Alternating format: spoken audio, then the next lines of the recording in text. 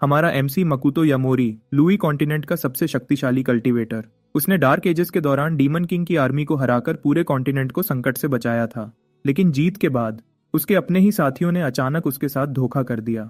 मरने से पहले मकुतो ने कसम खाई कि वह हर उस गद्दार को नरक के अंदर तक ले जाएगा जिन्होंने उसके साथ धोखा किया था।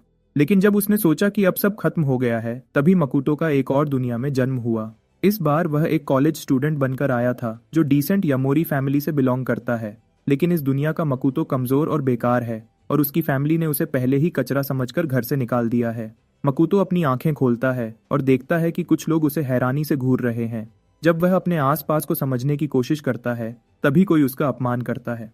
उसे बेकार कचरा कहता है जो एक सिंपल टेस्ट के दौरान बेहोश हो गया।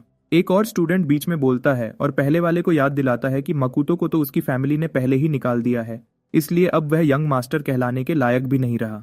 पास में एक लड़की स्कूल के जीनियस किटामा से कहती है कि वह अपने टेस्ट की तरफ वापस जाए। वह एक्साइटेड है कि किटामा एक और रिकॉर्ड तोड़ने वाला है। किटामा कॉन्फिडेंस से हाँ कहता है और दोनों साथ में वापस चलने लगते हैं।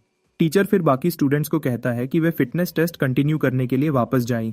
जब सब लोग मकुतो को इग्नोर करते हुए चले जाते हैं, तभी अचानक एक अजीब सी खामोशी छा जाती है। यादों का एक तूफान उसके दिमाग में घूमने लगता है। उसे समझ आता है कि उसका जन्म एक और लड़के के रूप में हुआ है जिसका नाम भी मकुतो ही है। इस नई दुनिया में यहाँ का मकुतो कमजोर शरीर का मालिक है क्योंकि उसके मेरिडियंस ब्लॉक्ड हैं, जिसकी वजह से उसके माँ बाप की मौत के बाद उसके कबीले ने उसे छोड़ दिया। जब वह इन यादों को देखता है तो उसे पता चलता है कि इस दुनिया में किसी को भी कल्टीवेशन के बारे में कुछ नहीं पता। अपने आसपास को महसूस करते हुए मकुतो हवा में ची की प्रेजेंस को फील कर सकता है। अपनी पिछली जिंदगी में लुई के लोगों ने यह डिस्कवर किया था कि हवा में से इस ची को कैसे अब्सॉर्ब किया जाए। मकुतो ची पर फोकस करने के लिए अपनी आंखें बंद करता है, लेकिन उसे सिर्फ थोड़ी सी ची का पता चल पाता है। लेकिन वह हिम्मत नहीं हारता और इस एनर्जी को अपने शरीर में लेने की कोशिश करता है। अपनी पिछली कल्टीवेशन की जानकारी की वजह से वह जल्दी ही चियाई को एब्जॉर्ब करना सीख जाता है। किसी भी कल्टीवेटर की तरह वह इस एनर्जी को स्टोर करने और प्रैक्टिस से अपने शरीर को स्ट्रांग बनाने का प्लान बनाता है। थोड़ी ही देर में कल्टीवेशन के इस पहले स्टेज में जो थोड़ी सी पावर पैदा होती है, वह उसके ब्लॉक्ड मेरिडियंस को खोल देती है। अपने फिजिक को चेक करते हुए मकुतो देखता है कि वह कुछ इंचेस लंबा हो गया है। नए जज्बे के साथ वह कसम खाता है कि वह अपनी ताकत वापस लेगा और लुई कॉन्टिनेंट पर वापस जाएगा ताकि जो लोगों ने उसके साथ धोखा किया उनसे बदला ले सके। लेकिन अभी के लिए मकुतो का बदला लेने का प्लान वेट करना पड़ेगा क्योंकि वह अभी सिर्फ कल्टीवेशन के पहले स्टेज में है और उसे वापस कॉन्टिनेंट का सबसे स्ट्रांग आदमी बनने में थोड़ा टाइम लगेगा। अपने शरीर में हुए चेंजेस को चेक करने के लिए और अपनी ताकत को जांचने के लिए मकुतो स्कूल के फिजिकल टेस्ट में हिस्सा करने का फैसला करता है। वह जल्दी से वापस फील्ड की तरफ जाता है ताकि टीचर्स को अपने फैसले के बारे में बता सके। स्टूडेंट्स तुरंत उसका मजाक उड़ाना शुरू कर देते हैं क्योंकि वह कितामा को हराने की कोशिश कर रहा है। जाहिर तौर पर कितामा स्कूल का फेवरेट है और उसे एक प्रेस्टिजियस फिजिकल एजुकेशन यूनिवर्सिटी में रिकमेंडेशन भी मिली हुई है। कितामा भी स्टूडेंट्स के साथ मिलकर मकुतो का मजाक उड़ाता है। उसे इज्जत के बिना का कचरा कहता है। मकुतो उन सबकी बातों को इग्नोर करता है। वह यह यकीन रखता है कि उसकी ताकत अब एक नॉर्मल इंसान से काफी ज्यादा है। एक लड़का उसे याद दिलाता है कि इस रेस में अब कोई और नहीं है क्योंकि कोई भी किटामा के खिलाफ कम्पीट नहीं करना चाहता। थोड़ी देर बाद मकुतो और कितामा दोनों ट्रैक पर आते हैं, एक दूसरे के खिलाफ कम्पीट करने के लिए तैयार हो जाते हैं। जैसे ही गन चलती है, कितामा बिना किसी देरी के भागना शुरू कर देता है। इसके मुकाबले में मकुतो आराम से काउंट डाउन करता है और जानबूझकर उसे जाने देता है। बाकी स्टूडेंट्स हंसी के मारे लौटपोट हो जाते हैं और एक बार फिर मकुतो का मजाक उड़ाते हैं कि वह बिल्कुल बेकार कचरा है। 3 सेकंड्स के बाद मकुतो अचानक से फुल स्पीड में भागना शुरू करता है जो सबको शॉक कर देता है। कुछ ही सेकंड्स में वह बिजली की तरह कितामा को पीछे छोड़ देता है। बेसिकली जब कल्टीवेटर्स पहली बार लुई कॉन्टिनेंट पर आए थे तो उनकी फिजिकल और मेंटल क्षमताएं नॉर्मल इंसानों से काफी ज्यादा थीं। जब मकुतो फिनिश लाइन के पास पहुंचता है तो सबको हैरानी होती है कि वह तुरंत फिनिश लाइन क्रॉस नहीं करता, बल्कि वह दोबारा काउंट डाउन करना शुरू कर देता है ताकि कितामा उसके पास आ सके। वह कितामा को एक्स्ट्रा 3 सेकंड्स देता है और फिर फिनिश लाइन क्रॉस करता है। टीचर टाइमर चेक करता है और बताता है कि मकुतो ने लगभग 9 सेकंड्स का नया रिकॉर्ड बनाया है। कितामा भी रेस खत्म करता है, लेकिन उसे यकीन नहीं हो रहा कि वह स्कूल के इस बेकार लड़के से हार गया। हालांकि अभी वह अपनी पूरी ताकत तक नहीं पहुंचा है। मकुतो अपनी ताकत से खुश है। इस नई शुरुआत के साथ वह प्रॉमिस करता है कि वह बहुत बड़ा बनकर दिखाएगा और उन सबको गलत साबित करेगा जिन्होंने उसे पहले अंडर एस्टिमेट किया था। लुई कॉन्टिनेंट में वापस जाकर मकुतो को सबसे शक्तिशाली माना जाता था और लगभग 50 साल की ट्रेनिंग में उसने बहुत सारे एक्सपर्ट्स को पीछे छोड़ दिया था। 65 साल की उम्र में उसने कल्टीवेशन की 7th स्टेज हासिल कर ली थी और कॉन्टिनेंट का सबसे ताकतवर कल्टीवेटर बन गया था। अब इस नए बेकार बॉडी में फंसकर मकुतो स्पेशल मेडिसिन यूज करने का प्लान बनाता है ताकि वह अपनी कल्टीवेशन जल्दी कर सके। वह उनकी कीमतें चेक करता है और उसे पता चलता है कि वे बहुत महंगी हैं और इस नए बॉडी का असल मालिक तो एक कंगाल लूजर था। मकुटो टैलिस्मन्स बनाकर बेचना चाहता है, लेकिन उसके पास लो ग्रेड सामान के लिए भी पैसे नहीं हैं। अपने बदला लेने के प्लान्स को छोड़ना नहीं चाहता। वह कसम खाता है कि वह किसी भी तरह से पैसे कमाने का रास्ता ढूंढ लेगा। जब मकुतो अभी भी ये सोच रहा होता है कि पैसे कैसे कमाए, कितामा, जो फील्ड क्लब का कैप्टन है, अपने दोस्तों के साथ उसे बाथरूम में घेर लेता है। धमकाने वाले दस्ते में हारू भी है, जो बॉक्सिंग क्लब का कैप्टन है। कितामा मकुतो को बताता है कि फील्ड में जो रेस का स्टंट उसने किया था, उसकी वजह से उसे प्रोटेक्शन फी जल्दी देनी होगी। अपनी मेमोरी से मकुतो को याद आता है कि ये लोग हमेशा असल मालिक से पैसे लूटते थे। सिर्फ पिछले हफ्ते ही कितामा, हारू और अकीरा ने उसे घेर कर प्रोटेक्शन फी के नाम पर पैसे लिए थे। मकुतो के अजीब एक्सप्रेशन को देखकर कितामा थोड़ा घबरा जाता है और हारू को आगे करने को कहता है। हारू अपनी क्षमताओं पर कॉन्फिडेंट है। वह सोचता है कि वह मकुतो जैसे बेकार लड़के को एक ही वार में खत्म कर देगा। वह पहला पंच मारता है, लेकिन सबको हैरानी होती है जब मकुतो आसानी से उसे डॉज कर लेता है। पुराना मकुटो तो बस अटैक सह लेता, लेकिन नए मकुटो के लिए यह तो कोई बड़ी बात नहीं। हारू के हमले से बचने के बाद वह एक जोरदार हमला करता है और एक जबरदस्त मुक्का मारता है जो हारू का पूरा चेहरा बदल देता है। उसके बाद मकुतो अपना ध्यान अकीरा की तरफ घुमाता है। वह उसे कचरा की तरह एक तरफ लात मारकर फेंक देता है। होउटा और कितामा शौक में खड़े हैं। उन्हें विश्वास नहीं हो रहा कि यह वही डरपोक मकुतो है जिसका वे मजाक उड़ाते थे। मकुतो उनकी तरफ देखता है और पूछता है कि क्या अब वे डर गए हैं, लेकिन भागने के बजाय होउटा और कितामा उसके ऊपर अटैक करने के लिए दौड़ पड़ते हैं। लेकिन वह आसानी से उनकी कलाइयों को पकड़ लेता है और उनका अटैक बीच में ही रोक देता है। फिर इतनी आसानी से वह उनकी कलाइयों को कुचल देता है। दोनों दर्द से चीख पड़ते हैं। मकुतो उनकी चीखों को इग्नोर करता है और उनकी तकलीफ देखकर खुशी महसूस करता है। दर्द बर्दाश्त न कर पाते हुए होउटा और कितामा घबराकर मकुतो से छोड़ने की भीख मांगते हैं। तभी मकुतो उन्हें छोड़ देता है और आसानी से उन्हें कचरा की तरह एक कोने में फेंक देता है। अब तक कितामा इतना डर गया है कि वह कांपते हुए मकुतो से रहम की रिक्वेस्ट करता है। मकुतो मान जाता है, लेकिन जैसे ही वह हारू को छोड़ने की कोशिश करता है, हारू अचानक उसकी तरफ अटैक करने के लिए भागता है। इस बार मकुतो एक ही मुक्के में उसके चेहरे की बाकी बची हड्डियां भी तोड़ देता है। वह हारू को वार्न करता है कि अगली बार ट्राई करने पर वह इतना लकी नहीं होगा। ये पूरा सीन देखते हुए कितामा और बाकी सब वीडियो के एंड तक ऑलमोस्ट अपनी पैंट में हैक देते हैं। मकुतो को देखकर वे सब भयानक डर गए थे। मकुतो उन्हें ऑर्डर देता है कि जो भी चीज उन्होंने उससे छीन ली थी वह सब वापस करें। यह सुनकर वे सब कंफ्यूज्ड हो जाते हैं। जब वह दोबारा गुस्से में रिपीट करता है, कितामा डर के मारे चिल्लाता है और वादा करता है कि सब वापस कर देगा। फिर वह नोट्स का एक बंडल निकालता है और इज्जत से झुककर मकुतो को देता है। पैसे लेने के बाद मकुतो बाथरूम से बाहर निकलता है और सोचता है कि होपफुली वे लोगों को इस बारे में नहीं बताएंगे। लेकिन क्योंकि वे इतने डरे हुए लग रहे थे, उसे लगता है कि उनकी हिम्मत नहीं होगी किसी को बताने की। बाहर जाते हुए मकुतो डिसाइड करता है कि वह जल्द ही स्कूल छोड़ने वाला है, क्योंकि अपना मकसद पूरा करने के लिए काम करते हुए स्कूल जाना उसके लिए मुश्किल है। पैसे गिनता है और खुश होता है कि ये काफी है टैलिस्मैन बनाने के लिए लो ग्रेड सामान खरीदने के लिए, जिन्हें वह बेचकर अपने बदले के मकसद के लिए पैसे जमा कर सकता है। उसके बाद मकुतो अपने टैलिस्मैन के लिए सामान खरीदता है और उन्हें सही करने की तैयारी करता है। टैलिस्मैन एक ऐसी चीज है जो आम कल्टीवेटर्स यूज करते हैं। वह उन्हें बनाते वक्त मानसिक एनर्जी को सामान में डालता है ताकि उन्हें रहस्यमय पावर्स मिल सकें। हालांकि वह सिर्फ फर्स्ट स्टेज का ची कल्टीवेटर है, मकुतो आसानी से उन्हें रिफाइन कर लेता है। वह काफी सारे लो ग्रेड टैलिस्मैन्स क्राफ्ट कर लेता है। उसका प्लान है उन्हें बेचना और फिर मेडिसिनल कल्टीवेशन के लिए एक अच्छी जगह ढूंढना। दुर्भाग्य से 3 हफ्तों के बाद भी मकुतो एक भी टैलिस्मैन नहीं बेच पाता। उसने सड़क पर एक कोने पे अपना सामान लगाया था, लेकिन लोग उसे नफरत भरी नजर से देखते थे। सुबह अपनी मॉर्निंग वॉक के दौरान मकुतो को सड़क पर एक बुरी तरह से जख्मी कुत्ता मिलता है। वह अपने हीलिंग टैलिस्मैन्स में से एक को कुत्ते पर यूज करता है ताकि उसका इफेक्ट देख सके। बिल्कुल जैसा उसने सोचा था, कुत्ता तुरंत अपनी सारी चोटों से ठीक हो जाता है। कुत्ता अपनी दुम हिलाता है और मकुतो को देखकर खुशी से भौंकने लगता है। लेकिन अचानक वह गुस्से में आ जाता है जब 2 लोग पास आते हैं जो आपस में लड़ रहे होते हैं। उनमें से एक शो है, वादा फैमिली का अकेला बेटा, और दूसरी एक लड़की है जिसका नाम शिजुरू है, जो शुगा फैमिली की बेटी है। लग रहा था कि दोनों एक कुत्ते को ढूंढ रहे थे और उस पर भस कर रहे थे।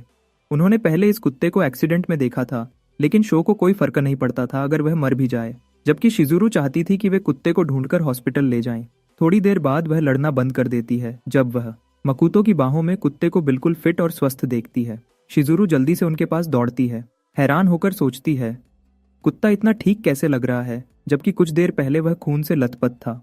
उसके बैग को देखकर मकुतो को समझ आ जाता है कि शायद वे किसी को देखने हॉस्पिटल जा रहे होंगे। वह इस परिस्थिति का फायदा उठाता है और शिजुरू को वह टैलिस्मैन दिखाता है जो उसने कुत्ते पर यूज किया था। मकुतो अपने सामान की एडवर्टाइजिंग करने की कोशिश करता है। लेकिन शो गुस्से में उसकी तरफ भौंकता है और उसे थक बुलाता है। शिजुरू शो की बकवास को इग्नोर करती है और मकुतो की तरफ मुड़ती है। पूछती है, क्या यह टैलिस्मैन किसी बीमार मरीज की मदद कर सकता है? जवाब में मकुतो एक टैलिस्मैन निकालता है जो रिपेयर और रीजनरेशन के लिए बना है। वह उसे भरोसा दिलाता है कि यह ऐसे मरीजों के लिए बहुत अच्छा काम करता है। शो को यह यकीन करना मुश्किल लग रहा है और वह शिजुरू को समझाने की कोशिश करता है कि वह इसे न खरीदे, लेकिन वह उसे फिर से इग्नोर कर देती है। मकुतो फिर टैलिस्मैन यूज करने का तरीका दिखाता है। समझाता है कि बस इसे मरीज के पास रखना है और यह अपना काम कर देगा। वह बताता है कि बड़े टैलिस्मैन्स की प्राइस 400,000 येन है, जबकि छोटे वाले 200,000 येन में मिलते हैं। सबको हैरान करते हुए शिजुरू सारे टैलिस्मैन्स के लिए 1 मिलियन येन देने की ऑफर करती है। गुस्से में आकर शो मकुतो पर झपटता है और डिमांड करता है कि वह वहां से चला जाए, लेकिन वह मार पाता उससे पहले मकुतो शो की कलाई पकड़ लेता है और उसे मोड़ देता है। वह उसे चेतावनी देता है, पीछे हट जाओ और बीच में ना आओ। शो कितनी भी कोशिश कर ले, वह मकुतो की पकड़ से निकल नहीं पाता। थोड़ी देर बाद मकुतो आराम से उसे एक तरफ फेंक देता है और शिजुरू के साथ अपनी डील पर वापस आ जाता है। जब डील फाइनल हो जाती है, वह हर एक टैलिस्मैन का यूज समझाता है। कहता है कि पीला वाला सुरक्षा के लिए है, जबकि लाल वाला आग के गोले वाला टैलिस्मैन है। जाने से पहले मकुतो कहता है कि वह उम्मीद करता है कि शिजुरू को कभी लाल और पीले टैलिस्मैन यूज करने की जरूरत न पड़े। शिजुरू खुशी से उसका शुक्रिया अदा करती है और उसका नाम पूछती है। जाते हुए मकुतो उसे अपना नाम बताता है और कुत्ता उसके साथ चलते हुए वहां से निकल जाता है। शो पिटाई से ठीक होने के बाद फिर से शिजुरू पर चिल्लाने लगता है कि वह एक बेवकूफ स्कैम का शिकार हो गई है। शिजुरू को मकुतो की बातों पर भरोसा है, लेकिन फिर भी वह एक छोटी सी उम्मीद रखती है कि शायद यह टैलिस्मैन उसकी माँ को होश में ला सके। इसी बीच में मकुतो वापस आता है और वह खुशी से फूला नहीं समाता, क्योंकि उसने अपने सारे टैलिस्मैन्स बेच दिए हैं। अब जो पैसा मिला है उससे वह अपने लिए रहने के लिए एक अच्छी जगह ढूंढ सकता है, लेकिन पहले वह कल्टीवेशन के लिए कुछ जड़ी बूटियां ढूंढना चाहता है। अचानक उसका ध्यान तब भटकता है जब कुत्ता एक घर की तरफ भौंकने लगता है। मकुतो ऊपर देखता है और उसे पता चलता है कि उस घर में रहने वाले लोग स्पिरिचुअल एनर्जी से पूरी तरह ढके हुए हैं। जब वह गार्डन को ध्यान से देखता है तो उसकी नजर सिल्वर पर पड़ती है, हार्ड ग्रास जो वहां उग रही होती है। इसी बीच में शो हॉस्पिटल में अपनी कलाई के घावों का इलाज करवा रहा होता है। जब नर्स उसके घाव का इलाज कर रही होती है, शो गुस्से में बड़बड़ा रहा होता है। वह कसम खाता है कि अगली बार वह मकुतो को खत्म कर देगा। उसी हॉस्पिटल में अपनी माँ के कमरे में शिजुरू को उसके बाप से डांट पड़ती है। केंजी, जो कोनकाई सिटी का काउंसिलमैन है, उसे डांटता है कि उसने फैमिली को शर्मिंदा कर दिया एक स्कैमर के चक्कर में पड़कर। उसकी चिल्लाने की आवाज सुनकर नर्सेस भी उस पर ताने मारने लगती हैं। वे शिजुरू का मजाक उड़ाती हैं कि उसने अपना पैसा बेकार में फेक टैलिस्मैन्स पर बर्बाद कर दिया। शिजुरू उन्हें इग्नोर करती है और अपने बाप से कहती है कि वह कुछ भी करने के लिए तैयार है, अपनी माँ को ठीक करने के लिए। यह सुनकर केंजी गुस्से से भड़ास निकालकर उसे पागल कहता है कि वह ऐसी फालतू चीज पर विश्वास करती है। केंजी का यह गुस्सा शिजुरू को और भी ज्यादा गुस्से में ला देता है। वह अपने बाप पर चिल्लाती है कि उसने कभी उसकी माँ को देखने तक नहीं आया। वह उसे ब्लेम करती है कि उसकी वजह से ही माँ को हॉस्पिटल लेट पहुंचाया गया, जिसके कारण वह कोमा में चली गई। केंजी उसकी बातों का कोई जवाब नहीं दे पाता। वह पूरी तरह से शॉक्ड हो जाता है। शिजुरू आगे कहती है कि जब उसकी माँ मर जाएगी तो बाप तुरंत दूसरी औरत के पास चला जाएगा। अब केंजी इतना गुस्से में आ जाता है कि वह उसे थप्पड़ मारने वाला होता है, लेकिन बीच में ही रुक जाता है। वह मुड़ता है और जाने लगता है और कहता है कि वह इस बात से बहुत निराश है कि शिजुरू इतनी बदतमीज बन गई है। जाने से पहले वह बताता है कि एक नर्स आएगी जो उसकी माँ का लाइफ सपोर्ट बंद कर देगी। शिजुरू इस फैसले के खिलाफ विरोध करती है और अपनी माँ का हाथ पकड़कर उस टैलिस्मैन को उसके हाथ में दबा देती है। अचानक टैलिस्मैन से एक चमकती हुई रोशनी फूट पड़ती है। इसे देखकर शिजुरू शॉक हो जाती है। उसकी माँ उसके बालों को सहलाती है और शिजुरू का नाम लेती है। यह सब केंजी की भी नजर में आ जाता है जब वह बाहर जाने ही वाला होता है। शिजुरू की माँ योको अपनी बेटी को देखती है और कहती है कि वह कितनी पतली हो गई है। केंजी तुरंत कमरे से बाहर भागता है ताकि डॉक्टर को बुला सके। बाहर जाकर वह खुशी से पूरी ताकत से चिल्लाता है और सबको बताता है कि उसकी बीवी होश में आ गई है। शॉक्ड डॉक्टर और नर्स तुरंत अंदर आते हैं और योको की कुछ टेस्ट्स करने लगते हैं। टेस्ट्स के बाद डॉक्टर उन्हें बताता है कि योको 2 साल से कम में अपनी नॉर्मल जिंदगी वापस शुरू कर सकती है। शिजुरू उन्हें टैलिस्मैन दिखाती है और समझाती है कि इसी ने उसकी माँ को ठीक किया है, लेकिन डॉक्टर उस पर बिल्कुल विश्वास नहीं करता। शो भी हंगामा देखने आ पहुंचा है और उसे यह सब बिल्कुल नामुमकिन लगता है। डॉक्टर नर्स को कहता है, अवार्ड विनिंग प्रोफेसर सुजुकी को बुलाओ और टेस्ट्स के लिए। अभी भी संदेह में शो को लगता है कि शायद वह मकुतो के बारे में पूरी तरह गलत था। कमरे में सब लोगों को इग्नोर करके शिजुरू और उसकी माँ खुशी से एक दूसरे को गले लगा लेती है। बचे हुए टैलिस्मैन्स को देखते हुए शिजुरू प्रॉमिस करती है कि अगर मकुतो से दोबारा मिली तो उसका एहसान जरूर चुकाएगी। इसी बीच में मकुतो उस स्पिरिचुअल एनर्जी से ढके घर में जा चुका है। वह चारों तरफ देखता है, खुश होकर अपनी प्रोग्रेस से लुई कॉन्टिनेंट वापस जाने और अपना काम करने के लिए। उन सबको तबाह करने के लिए जिन्होंने उसके साथ धोखा किया था। नए जोश के साथ मकुतो कसम खाता है कि वह उन सबको कभी माफ नहीं करेगा। मकुतो को लगता है कि उसकी बदले की दिन तभी जल्दी आएगा जब वह ची रिफाइनिंग स्टेज 11 तक पहुंच जाएगा। इस स्टेज तक पहुंचने के लिए उसे स्पिरिट स्प्रिंग और स्पिरिट सामान चाहिए ताकि वह सबसे ताकतवर कल्टीवेटर बन सके। उस रात को मकुतो सोच में पड़ जाता है कि कल्टीवेशन कैसे बढ़ाए। चीजों को देखकर उसे लगता है कि इस दुनिया की स्पिरिचुअल एनर्जी धीरे धीरे खत्म होती जा रही है। अगर ये बिल्कुल गायब हो गई तो वह कल्टीवेट ही नहीं कर पाएगा। मकुतो सोचता है कि ऐसा कोई जगह या चीज कैसे ढूंढे जो स्पिरिचुअल एनर्जी से भरी हो ताकि अभी के हालात से निकल सके। वह स्पिरिचुअल स्प्रिंग या स्पिरिचुअल सामान को लेकर परेशान था, लेकिन कैसे न कैसे उसकी किस्मत अच्छी थी कि गार्डन में सिल्वर हार्ट ग्रास उग रही मिली। यह ग्रास तो स्पिरिचुअल सामान ही मानी जाती है और नॉर्मल जड़ी बूटियों से अलग। इससे एलिक्सर्स रिफाइन किए जा सकते हैं जो कल्टीवेशन बढ़ाने में मदद करते हैं। मकुतो को लगता है कि इस ग्रास के बेरीज से पिल रिफाइन करने से शायद वह कल्टीवेशन के सेकंड स्टेज तक पहुंच जाए, लेकिन उसे डर है कि पिल रिफाइन करते वक्त छोटी सी गलती भी उसकी सारी प्रोग्रेस बर्बाद कर सकती है। किसी चमत्कार का इंतजार नहीं करना चाहता, इसलिए मकुतो तुरंत ट्रेनिंग शुरू करने का फैसला करता है ताकि वह तैयार रहे। अगली सुबह वह कुछ और टैलिस्मन्स बेचने निकल पड़ता है क्योंकि कल्टीवेशन पिल्स रिफाइन करना बहुत महंगा पड़ता है। मकुतो अपना काम कर रहा होता है, सर झुकाए रखता है, जब अचानक उसे पता चलता है कि दूर से एक लोगों का ग्रुप उस पर नजर रखे हुए है। टैलिस्मन्स बेचने की तीसरी दिन से ही उसने नोटिस किया था कि ये लोग उस पर नजर रख रहे हैं। मकुतो को लगता है कि आज उनकी तादाद ज्यादा है, मतलब जल्दी ही वे उस पर हमला कर सकते हैं। उनका सीधा मुकाबला करने का फैसला करके वह अपना सामान समेटने लगता है, लेकिन तभी एक लड़की उसका नाम पुकारकर उसके बीच में आ जाती है। लड़की कहती है कि उसे उसकी फिक्र हो रही थी क्योंकि वह अचानक स्कूल आना बंद कर दिया। मकुतो उसे याद करने की कोशिश करता है। लड़की उसके सारे प्रॉब्लम्स के बारे में बकबक करती रहती है, बीच बीच में उसे गरीब लूजर भी बोल देती है। अपनी मेमोरीज को खंगालते हुए मकुतो को याद आता है कि यह लड़की मोचियामा है जो असली मालिक के लिए खड़ी हुई थी। वह उसे पैसे उधार देने की ऑफर करती है ताकि वह स्कूल वापस जा सके, लेकिन मकुतो उसे बिल्कुल इग्नोर करके निकल जाता है। वह उसे रोकने की कोशिश करती है, पुकारती है, लेकिन वह पलटकर जवाब नहीं देता, जिससे उसे शक हो जाता है कि मकुतो के साथ कुछ तो बुरा हुआ होगा। इसी बीच में मकुतो चलता जा रहा होता है और चुपके से उन थग्स की गिनती कर रहा होता है जो उसके पीछे पड़े हैं। लगभग 10 के आसपास गिनती करने के बाद वो एक गली में घुस जाता है, पूरे कॉन्फिडेंस के साथ कि वो सबको एक साथ निपटा सकता है। उसे रास्ता बदलते देखकर गुंडे जल्दी से उसके पीछे दौड़ते हैं, हाथों में छुरियां पकड़े हुए। कुछ ही पलों बाद वो उसे एक सुनसान गली में पकड़ लेते हैं जहां आगे डेड एंड है। सोचते हुए कि अब वो फंस गया है, गुंडे आराम से कॉन्फिडेंट हो जाते हैं और कहते हैं कि अब भागने की कोई जगह नहीं बची। उनके मजाक में वो उन्हें ऑर्डर देता है कि सब एक साथ हमला कर दो, लेकिन कोई भी उसे सीरियसली नहीं लेता। मकुतो पूछता है कि दिनों से वो उस पर नजर क्यों रखे हुए हैं। वो उनसे ये निकलवाने की कोशिश करता है कि किसने भेजा है। गंजा आदमी सिर्फ इतना बताता है कि तूने किसी ताकतवर आदमी को गुस्सा दिला दिया है। दूसरा आदमी सवाल करता है कि अमाटानी फैमिली की लेडी को इस मकुतो में इंटरेस्ट क्यों हो गया।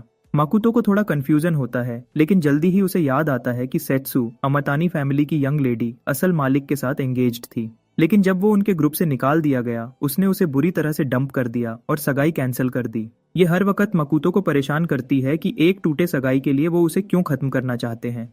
देखकर कि उनका कोई सीधा जवाब देने का इरादा नहीं, वो डिसाइड करता है कि उन्हें ज्यादा अच्छे तरीके से बोलवाएगा। पूरे सीन के बिल्कुल पीछे मोचियामा चुपके से सब देख रही होती है, सोचती हुई कि ये याकुजा के साथ कैसे उलझ गया, डरते हुए कि मकुतो इतना कमजोर है कि डरावने याकुजा से निपट नहीं पाएगा। वो पुलिस को कॉल करने का फैसला करती है मदद के लिए। बदकिस्मती से कोई उसे देख लेता है कॉल करने से पहले और जल्दी से उसे पकड़ लेता है जब वो छूटने की कोशिश कर रही होती है। इस हंगामे से बाकियों का ध्यान भटकता है और वो मुड़कर देखते हैं कि उनका बॉस मोचियामा को जैसे छोटे पप्पी की तरह बिना मेहनत के खींच रहा है। मकुतो भी हैरान हो जाता है क्योंकि उसे पता ही नहीं चला कि वो उसके पीछे आ रही थी। बॉस उसका मजाक उड़ाता है कि लड़कियों में कितना पॉपुलर है, सेत्सु के साथ धोखा करते हुए भी। मोचियामा अपनी सेफ्टी को इग्नोर करके मकुतो पर चिल्लाती है कि भाग जा। वो कहती है कि ये गुंडे उसका कुछ नहीं बिगाड़ सकते क्योंकि वो एक ताकतवर फैमिली से है। ये सुनकर बॉस को सिर्फ हंसी आती है उसकी बेवकूफ़ी पर। वो धमकी भरे अंदाज में कहता है कि इस सुनसान गली में उसे खत्म कर दे तो किसी को पता भी नहीं चलेगा। पहले उसे खत्म करने का फैसला करके वो छुरी निकालकर उसकी गर्दन पर वार करता है, लेकिन मकुतो बिल्कुल टाइम पर बीच में आकर एक ही मुक्के से उसकी कलाई तोड़ देता है, बिना उसे समझने का मौका दिए। वो बॉस का चेहरा पकड़ता है और बिना मेहनत के जमीन पर पटक देता है। सब पूरा सीन हैरानी से देख रहे होते हैं। मोचियामा भी सोचती है कि क्या ये वही मकुतो है जो उसे याद था, उन्हें डरते हुए देखकर। मकुतो उनसे सख्त लहजे में दोबारा पूछता है कि किसने भेजा है उस पर हमला करने। शहर के दूसरे हिस्से में ऑफिसर काय को इंटरकॉम पर अर्जेंट मैसेज मिलता है कि स्कार गैंग हरकत में आ गया है। उसे पता चलता है कि 30 से ज्यादा गैंग के लोग ईस्ट स्ट्रीट की एक गली की तरफ जा रहे हैं। कॉलर, जो सीन पर मौजूद ऑफिसर है, बताता है कि वो एक लड़के के पीछे पड़े हैं और एक लड़की को बंदी बना लिया है। बिना देर किए ऑफिसर काई अपनी गाड़ी में तेजी से निकल पड़ता है। कॉलर को कहता है कि रीइंफोर्समेंट्स मंगवाओ, लेकिन अभी पुलिस चीफ उनागा को मत बताना। वो कॉलर को चेतावनी देता है कि बैकअप का इंतजार करो, खुद रश मत करना। सीन पर मौजूद ऑफिसर काई को अपडेट देता है कि शायद रीइंफोर्समेंट्स की जरूरत नहीं पड़ेगी। वो समझाता है कि जिस लड़के को टारगेट किया जा रहा था उसने अकेला ही सारे गैंग मेंबर्स को हरा दिया है। इस बीच में मकुटो अभी भी बॉस से निपट रहा होता है, जो यकीन ही नहीं कर पा रहा कि ये वही यामोरी क्लैन का कमजोर लड़का है। मकुटो उससे पूछताछ करता है कि अमाटानी या यामोरी क्लैन ने भेजा है क्या। उसकी झिझक देखकर वो बॉस के खोपड़ी को जोर से दबाता है, धमकी देता है कि 3 सेकंड्स में जवाब दे। दर्द से बॉस बेकरार होकर माफी मांगता है, रोकने की मेहनत करता है। अचानक ऑफिसर काई सीन पर पहुंचकर मकुटो को रोकने के लिए कहता है। मकुटो हैरान हो जाता है उन्हें देखकर, सोचता है कि पुलिस को इतनी जल्दी कैसे पता चल गया। वो भागने के बारे में सोचता है, लेकिन डिसाइड करता है कि अपनी पूरी ताकत दिखाने की जरूरत नहीं। फिर वो बॉस को छोड़ देता है, जो राहत महसूस करता है कि फाइनली बचा लिया गया। मकुटो जानता है कि अभी उसकी ताकत से स्टेट की पावर के खिलाफ नहीं लड़ सकता। काई को भी राहत मिलती है कि सिचुएशन को कंट्रोल कर दिया, लेकिन उसे अभी भी यकीन नहीं हो रहा कि एक दुबला पतला लड़का अकेला 30 गैंग मेंबर्स को संभाल गया। फिर वो मोचियामा और मकुटो से अपना इंट्रोडक्शन देता है कि वो शहर का पुलिस सार्जेंट है, लेकिन मकुटो उसे इग्नोर करता है, जबकि मोचियामा खुशी से हेलो करती है। काई उन्हें अश्योर करता है कि उसका साथी रोकोहारा सब कुछ स्मूथली हैंडल कर लेगा। ये सुनकर मकुटो और अलर्ट हो जाता है, क्योंकि उसे एहसास होता है कि उन्होंने शुरू से सब देख लिया था। जैसे उसकी बेचैनी को महसूस करते हुए काई बताता है कि रोकुहारा सिर्फ पूछेगा, किसी और चीज में नहीं पड़ेगा। अचानक से पुलिस कमिश्नर उनुगा पहुंच जाता है, मकुटो को क्रिमिनल कहकर अरेस्ट कर देता है। वो बदमाशी से मुस्कुराकर अरेस्ट वारंट मकुटो के सामने हिलाता है। मोचियामा गुस्से से भरी हुई जोर देती है कि इन आदमियों ने पहले हमला किया था, लेकिन उनुगा जिद करता है कि उसने सिर्फ मकुटो को आदमियों पर हमला करते देखा। स्कार बॉस जीत की हंसी हंसता है जब दूसरा ऑफिसर उसे ले जाता है। काई गुस्से से भरकर उनुगा का मुकाबला करता है, याद दिलाता है कि आर्म्ड गैंग की असली पहचान क्या है। उनुगा उसकी बातों को इग्नोर करता है, उसे छोटा बताते हुए कि सेकंड ग्रेड पुलिस चीफ के खिलाफ जाने की कोशिश कर रहा है और नौकरी से निकालने की धमकी देता है। काया बिल्कुल घबराया नहीं, अपने बॉस को गालियां देते रहने लगता है, लेकिन रोकुहारा उसे पकड़कर रोकता है और कहता है, ठंडा हो जा। काया तब रुक जाता है जब मकुटो अचानक सरेंडर कर देता है। उसे एहसास होता है कि कोई मास्टरमाइंड पीछे से सारी साजिश रच रहा है। उनुगा मकुटो के सरेंडर पर जीत की हंसी हंसता है, लेकिन मकुटो का असली इरादा है इस छुपे हुए मास्टरमाइंड के बारे में इंफॉर्मेशन निकालना। वो चाहता है कि ये सिचुएशन उसकी कल्टीवेशन प्रोग्रेस को डिस्टर्ब होने से पहले ही खत्म कर दे। मकुटो उनुगा से पूछता है कि उसने यूनिवर्सिटी स्टूडेंट होने की बात कैसे जान ली। उनुगा एकदम से घबरा जाता है, समझ जाता है कि बोलते वक्त उसने गलती से कुछ स्लिप कर दिया। मकुटो उसे नौकर कहता है और ऑफर देता है कि असली मास्टरमाइंड को खत्म करने में मदद करे। उनुगा मासूमियत से बिहेव करता है, कहता है उसे किसी मास्टरमाइंड के बारे में कुछ पता नहीं। जब वो मुड़कर जाने लगता है, मकुटो एक बटन दिखा देता है। उनुगा शॉक हो जाता है, सोचता है कि ये बटन मकुटो ने कब निकाला। जब दूसरा ऑफिसर उसकी कलाई पर हथकड़ी लगाता है, मकुटो उनुगा को वार्न करता है कि अगली बार सिर्फ बटन नहीं, ज्यादा कुछ ले लेगा। उनुगा को यह बहुत अनुचित लगता है और कहता है, इस बात को याद रखूंगा। वापस प्रिजन सेल में एक ऑफिसर अंदर के एक कैदी का ध्यान खींचता है, बताता है कि टारगेट जल्दी ही आ रहा है। वो उस डरावने दिखाई देने वाले कैदी को बताता है कि तेरा काम है टारगेट को खत्म करना। कुछ ही पलों बाद मकुटो को उसी सेल में ले आया जाता है। 2 गार्ड्स के चेहरों के एक्सप्रेशंस देखकर उसे समझ आ जाता है कि वो उसे मारने का प्लान बना रहे हैं, लेकिन मकुटो बिल्कुल टेंशन में नहीं है। जल्दी ही उसकी नजर उस कैदी पर पड़ती है जिसे काम के लिए रखा गया था, जो चुपके से कोने से उसे घूर रहा होता है। एक पल के लिए मकुटो सोचता है कि क्या ये अजनबी भी इस साजिश का मास्टरमाइंड है। सोचने से पहले ही कैदी धीरे से खड़ा होता है और न्याय और किस्मत के बारे में बकबक करने लगता है। बकवास करने के साथ गुस्से में चिल्लाता है। वो अपना नाम फुनाकी बताता है और खुलकर कहता है कि उसे मकुटो को खत्म करने के पैसे मिले हैं। खुशी से मजे लेते हुए फुनाकी कहता है, रोकना मत, चुपचाप अपनी हार मान लो। मकुटो सीधा आगे बढ़ता है, बिल्कुल घबराया नहीं, और शांत आवाज में पूछता है कि किसने हायर किया है तुझे। सेल में आते ही उसने कुछ महसूस किया था। ये कैदी रेयाजू नाम का गीत गा रहा था।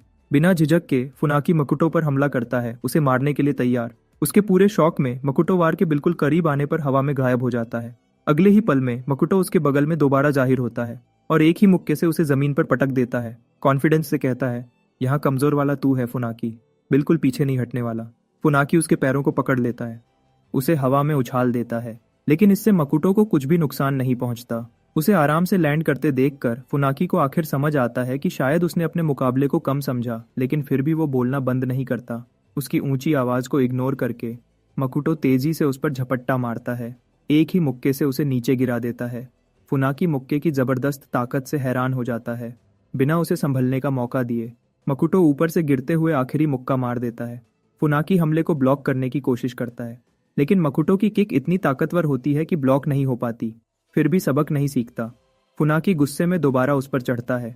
बदकिस्मती से मकुटो आराम से हमला डॉज कर लेता है और फुनाकी के पेट में एक जबरदस्त मुक्का घुसेड़ देता है, उसे पूरी तरह तबाह करते हुए। इस बार फुनाकी को लगता है कि उन दोनों के बीच कितना बड़ा गैप है। जब वो कोने में डरकर बैठ जाता है, सोचता हुआ कि अभी क्या हुआ। उसे छोड़ने का इरादा नहीं, मकुटो उसके ऊपर खड़ा हो जाता है भारी और डरावने ऑरा के साथ। वो तुरंत फुनाकी का सिर जमीन पर दे मारता है, मास्टरमाइंड का नाम मांगते हुए। मकुटो ये भी पूछता है कि रायत्सु उसने कहाँ से हासिल किया। इस बीच में उनागा अपने ऑफिस में है, अभी भी मकुटो के साथ हुए बात से हिल गया है। वो फोन पर गुस्से से गरजता है, पूछता है कि किस तरह का जानवर उनके तरफ भेजा है। कॉलर हाशिमोटो नाम का उसे अश्योर करता है कि मकुटो तो सिर्फ यामोरी क्लान से छोड़ा हुआ कमजोर कचरा है। ये सुनकर उनागा को थोड़ी राहत मिलती है और उम्मीद करता है कि बिना ड्रामा के उसे खत्म कर देंगे। हाशिमोटो यकीन दिलाता है कि उसने ryuta से निकले गुंडे भेजे हैं उसे हैंडल करने। वो और प्रॉमिस करता है कि लॉर्ड अइमा को उनागा की प्रमोशन डिस्ट्रिक्ट पुलिस चीफ के लिए बोलेगा। उनागा एग्री करता है और हाशिमोटो को याद दिलाता है कि ये प्रॉमिस मत भूलना। प्रिजन सेल में फुनाकी जुबान बंद रखता है, कितनी भी सीवियर पिटाई के बावजूद राजफाश नहीं करता। मकुटो उसकी जिद की तारीफ करता है। फुनाकी मकुटो को कहता है, तूने मुझे अंडर एस्टिमेट किया था, जिससे मकुटो सोच में पड़ जाता है कि क्या इस दुनिया में और कल्टीवेटर्स हैं। फुनाकी बताता है कि कुछ साल पहले ryuta में एक बूढ़े मंक से मिला था, जो बिना मेहनत के ची मैनिपुलेट करके पेड़ को आधा कर सकता था। मंक ने उसे डिवाइन वाटर की बोतल दी थी और कहा था कि उसे इस्तेमाल करने से पहले पतला कर लेना। कई सालों तक इंस्ट्रक्शंस मानने के बाद फुनाकी की बॉडी टोटली बदल गई। इस स्टोरी से मकुटो को समझ आता है कि फुनाकी जो डिवाइन वाटर कह रहा है वो शायद रेयात्सु या स्पिरिट वाटर ही है।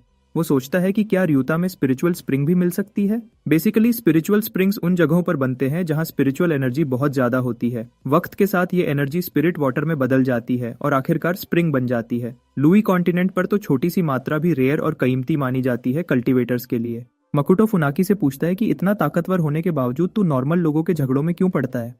फुनाकी बताता है कि उसके बच्चे को ALS है और उसे इसके लिए बहुत सारे पैसों की जरूरत है। वो और बताता है कि उसने डिवाइन वाटर अपने बेटे पर ट्राई किया था, लेकिन काम नहीं किया। बेटे को जिंदा रखने के लिए इतने पैसों की जरूरत थी, इसलिए फुनाकी ने जल्दी पैसा कमाने के लिए ये डील एक्सेप्ट कर ली। थोड़ी देर बीमारी के बारे में सोचने के बाद मकुटो ऑफर करता है कि वो लड़के को ठीक करने में मदद करेगा।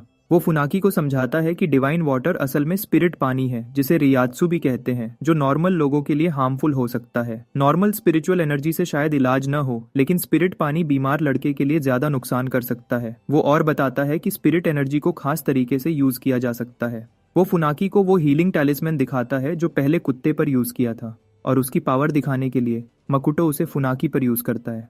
फुनाकी हैरानी से देखता है, टैलिस्मैन ने उसके सारे जख्म एकदम से ठीक कर दिए, टैलिस्मैन को जीत की तरह पकड़े हुए। मकुटो फुनाकी को आखिरी बार बोलता है कि या तो अपने मालिक का नाम बता दे या मौत के लिए तैयार हो जा। बिना हेजिटेशन के फुनाकी डिस्क्लोज करता है कि उसे हाशिमोटो नाम के आदमी ने हायर किया था। दूसरी तरफ कोजान क्लब का ओनर हाशिमोटो उनागा के साथ कॉल खत्म करता है। खुशी भरे मूड में वो मुड़कर एक बंधी हुई पिटाई खाई लड़की की तरफ देखता है और पूछता है, कुछ खाने पीने का मन है क्या। वो जवाब नहीं दे पाती, सिर्फ रोती और तड़पती रहती है। हाशिमोटो और पास आता है, उसके मुंह को जोर से खोलकर एक दांत निकाल देता है। लड़की दर्द से चिल्लाती है। वो पागलों की तरह हंसता है। उसका ये टॉर्चर सेशन तब रुकता है जब बटलर अंदर आता है और बताता है कि लॉर्ड अइमा मकुटो के मामले पर अपडेट मांग रहे हैं। हाशिमोटो बटलर को बताता है कि कोई पहले ही इस इशू को हैंडल कर रहा है। वो पुलिस स्टेशन जाकर चेक करेगा, क्योंकि वो मकुटो को पहले ही मरा हुआ समझ रहा है। फिर वो बटलर को कहता है कि लॉर्ड अइमा को काम रहने को कहो और अच्छी खबर का इंतजार करने को। वापस कारागार में मकुटो और फुनाकी के बीच जैसे दोस्ती हो गई है। हीलिंग टैलिस्मैन के एहसान में फुनाकी मकुटो को एक हार देता है जिसमें कॉन्सेंट्रेटेड स्पिरिट पानी है। ये देखकर मकुटो खुश हो जाता है, क्योंकि थोड़ी सी मात्रा भी सिल्वर ग्रास पर छिड़कने से फल तुरंत आ जाएगा। इन फलों को ची पिल्स में प्रोसेस करने के बाद वो जल्दी से कल्टीवेशन के सेकंड लेवल तक पूरा कर सकेगा। वो फुनाकी का शुक्रिया अदा करता है, जो उसे चेतावनी देता है कि हाशिमोटो उसका पीछा नहीं छोड़ेगा। फुनाकी वार्न करता है कि हाशिमोटो के जाल में जो भी फंसता है वो बिना चोट खाए नहीं निकल पाता। इस वार्निंग से बेखौफ डरे।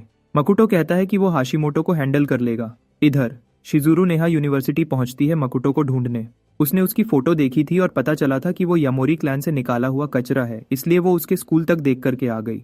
शिजुरू को अभी भी यकीन नहीं हो रहा कि मकुटो उसके स्कूल का जूनियर है। वो जल्दी से प्रेसिडेंट्स ऑफिस की तरफ जाती है उसके बारे में और जानकारी लेने। नेहा यूनिवर्सिटी का प्रेसिडेंट जिन होता है मोचियामा का अंकल। उसके ऑफिस में मोचियामा प्रेसिडेंट जिन से बहस कर रही होती है। वो चाहती है कि वो मकुटो को बचाने में मदद करे, लेकिन जिन का कोई इरादा नहीं है इस मामले में पड़ने का। मोचियामा बिल्कुल पीछे नहीं हटती, क्योंकि उसे अपने आप को दोष दे रही है मकुटो की अरेस्ट और करप्ट कॉप्स के शामिल होने के लिए। वो अपनी बात मनवाने की कोशिश कर रही होती है, जबकि यूनिवर्सिटी की इंस्ट्रक्टर कुमोनो उसे रोकने की कोशिश कर रही होती है। वो मोचियामा को यकीन दिलाती है कि मकुटो जल्दी ही आजाद हो जाएगा। तभी सब मुड़कर देखते हैं, शिजुरू सीन पर आ रही होती है। वो तुरंत उनसे पूछती है कि क्या वो मकुटो के बारे में बात कर रहे थे। पुलिस स्टेशन पर वापस काई उनागा के ऑफिस में चीख रहा होता है उसकी करप्शन के खिलाफ। वो सालों से स्कार और उसके गैंग के पीछे पड़े हुए हैं बिना किसी वजह के, लेकिन अब उनागा उन्हें ऐसे ही फ्रीली छोड़ रहा है। उनागा काई को बताता है कि सुपरवाइजर पर बिना सबूत के इल्जाम लगाना जुर्म है।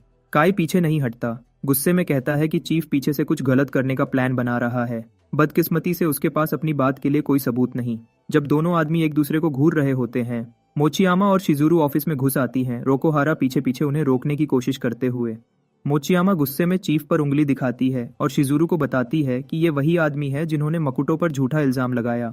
उनागा चुपके से शिजुरू को घूरकर देखता है, सोचता हुआ कि ये कौन है। जो खबर उसे मिली थी उसके हिसाब से मकुटो के पास किसी पावरफुल फैमिली का साथ नहीं। वो खुद को बताता है कि मकुटो सिर्फ कचरा है। वो उन्हें बताता है कि चोरी और मारपीट के जुर्म में उसे रिहा नहीं कर सकते। काय गुस्से से चार्जेस के खिलाफ प्रोटेस्ट करता है, पूछता है कि ये सब कब हुआ। उनागा उसे बताता है कि ये सीक्रेट इन्वेस्टिगेशन से मुताल्लिका है, इसलिए उन्हें कुछ नहीं बताया जाएगा। मोचियामा गुस्से में बोलती है कि मकुटो को लॉकअप करना और याकुजा के लोगों को रिहा करना सीधी करप्शन है। उनागा पर उसकी धमकियों का कोई असर नहीं होता। वॉर्न करता है कि बाहर जाओ वरना न्याय को रोकने के जुर्म में अरेस्ट कर लूंगा।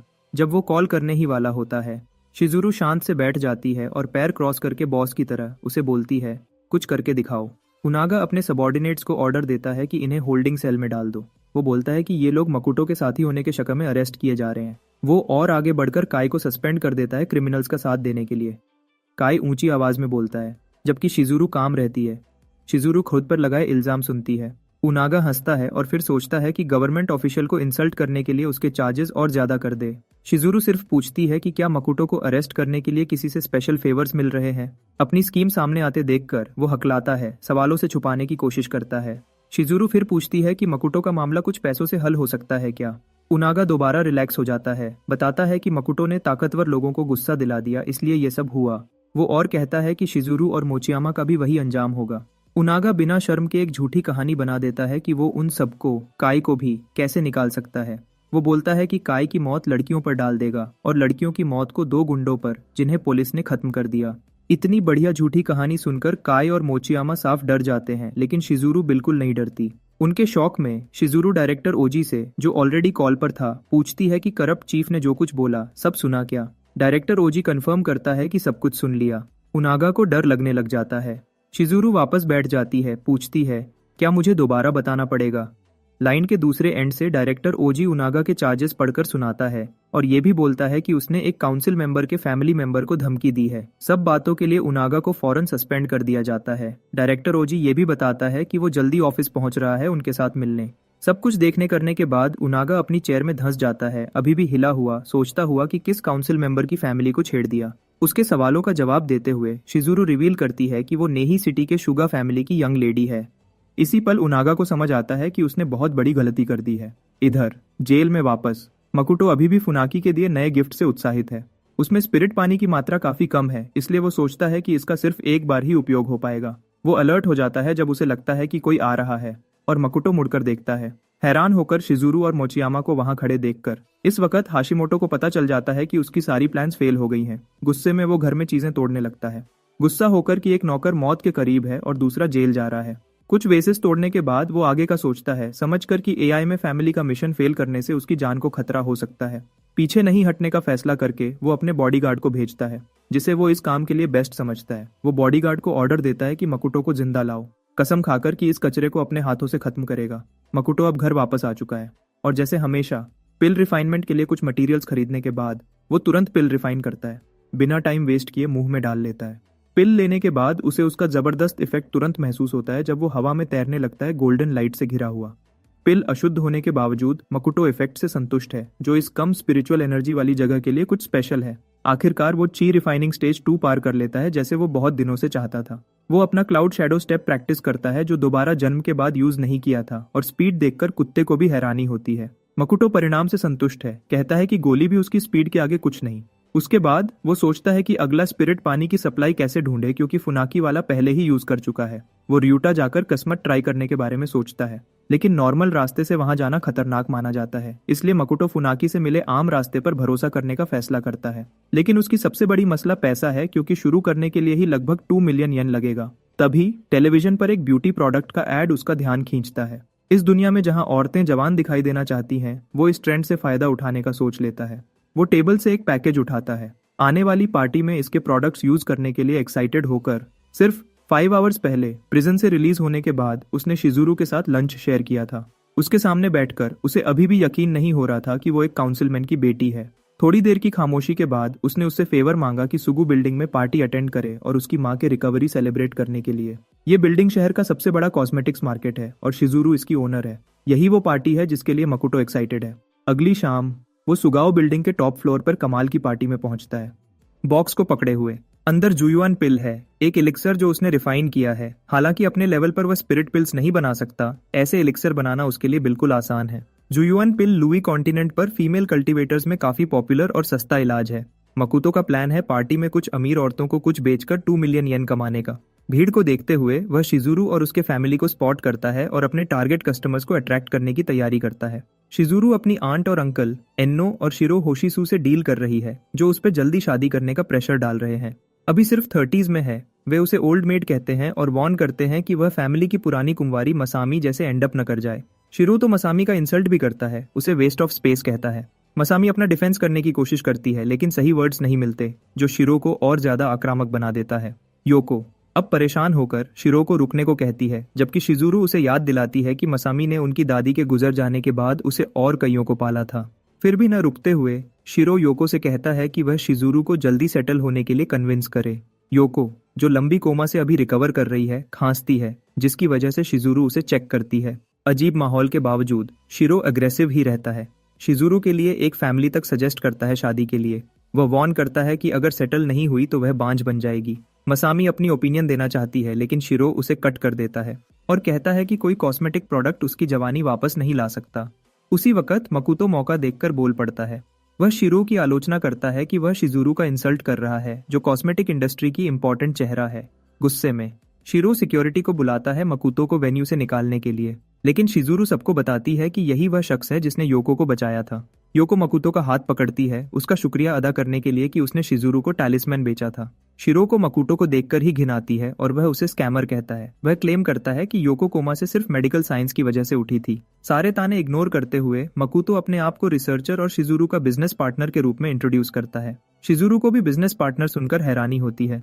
देखने वाले लोग नापसंदगी से भर जाते हैं, उसे कहते हैं कि जवानी रिस्टोर करने के डिस्कशन में उसका कोई हिस्सा नहीं है। मकुतो आत्मविश्वास से अपना बॉक्स दिखाता है और प्रॉमिस करता है कि उन्हें कुछ अच्छा दिखाएगा। वह मसामी को बॉक्स देता है, उसे इनवाइट करता है कि जुयुआन पिल खा ले। शिरू सबसे पहले डाउट करता है, शक करता है कि शायद ये जहर ही हो। मसामी उसे उदासी से देख रही है, सोच रही है कि क्या वह सच में पिल खा सकती है। शिजुरू उसे अश्योर करती है कि वह मकुतो पर ट्रस्ट कर सकती है और योको भी उसका सपोर्ट करती है। भीड़ फुसफुसाहट से भर जाती है कि दोबारा जवान करने वाली पिल का एग्जिस्ट करना इम्पॉसिबल है।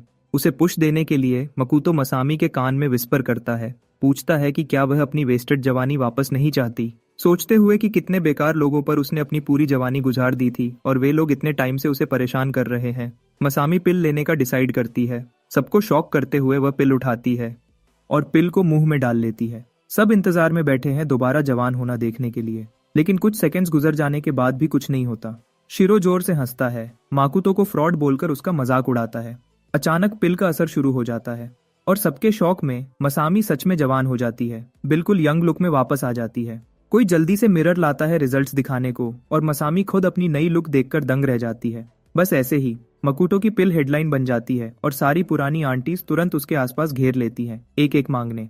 वह पिल की प्राइस 400,000 येन रखता है और बताता है कि अभी सिर्फ 10 ही अवेलेबल है। ये सुनते ही वहीं पर लाइव ऑक्शन शुरू हो जाता है। सब एक दूसरे से ज्यादा बिड लगाने की रेस में लग जाते हैं। शिरो भी जुयुआन पिल के लिए हाईएस्ट बिड लगाना चाहता है। वह एक्सक्लूसिव डिस्ट्रीब्यूशन राइट्स का डील पक्का करने का प्लान बनाता है, चाहे कितना भी पैसा लगे। एन्नो उसे रोकने की कोशिश करती है, लेकिन शिरो उस पर चिल्लाता है चुप रहने को। उसे लगता है कि मकुतो को थोड़ी देर ब्रेन वॉश कर देंगे और शिजुरू की शादी ओचो फैमिली में करवा देंगे। शिरो लिटरली उसे शादी के नाम पर बेचने का प्लान बना रहा है ताकि ओचो से बड़ा अमाउंट मिल जाए।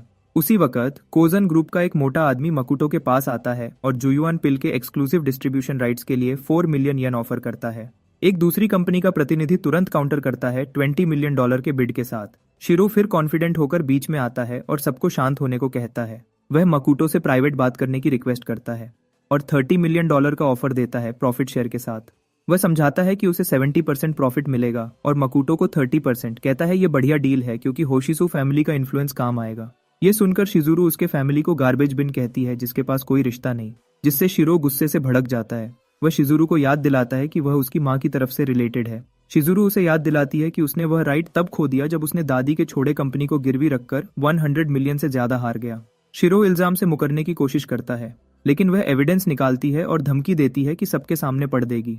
मसामी और योको जो इस बारे में अनजान थीं, यह सुनकर शॉक हो जाती है कि उसने उनकी माँ की कंपनी बर्बाद कर दी। शिरू अब कांप कर पूछता है कि शिजुरू को यह एविडेंस कैसे मिला। शिजुरू और बताती है कि शिरो पार्टी में सिर्फ योको से पैसा मांगने आया था, जैसे उसने दादी को खूब निचोड़ा था। उसके सारे स्कीम्स को साफ देखकर वह घोषित करती है कि एक भी पैसा नहीं देगी। उसने यह भी पता लगा लिया है कि उसके पास 30 मिलियन येन भी नहीं है। वह मकुटो को लूटने का प्लान बना रहा था। शिरो पूरा हारकर घुटनों पर बैठ जाता है, उससे मदद की भीख मांगता हुआ। वह बिना शर्म के योको से कहता है कि शिजुरू से भीख मांगने में मदद करे, लेकिन योको मना कर देती है, क्लियरली डिसअपॉइंटेड कहकर कि उसने उनकी माँ की लेगेसी बर्बाद कर दी। क्लासिक मामास बॉय की तरह वह मसामी की स्कर्ट पकड़ लेता है, भीख मांगता हुआ कि वह फैमिली में आखिरी मर्द है, उसकी मदद करो। इस बेकार जानवर से थककर मसामी उसे धक्का देती है और मदद करने से मना कर देती है। आखिर में शिरो वहीं औरतों के सामने खड़ा होता है जिन्हें वह हमेशा नीचे देखता था। शिजुरू उसे अल्टीमेटम देती है, या तो जेल जाओ या अपनी कंपनी को सिर्फ 1 येन में मुझे बेच दो। इससे वह पूरी तरह से टूट जाता है। पास खड़े लोग उसका मजाक उड़ाते हैं, कहते हैं कि ये उसकी किस्मत ही ऐसी है। फिर शिजुरू मकोटो की तरफ मुड़ती है और ऑफर करती है कि वह उसे एक ज्यादा अच्छे बिजनेस वाले से मिलवाएगी।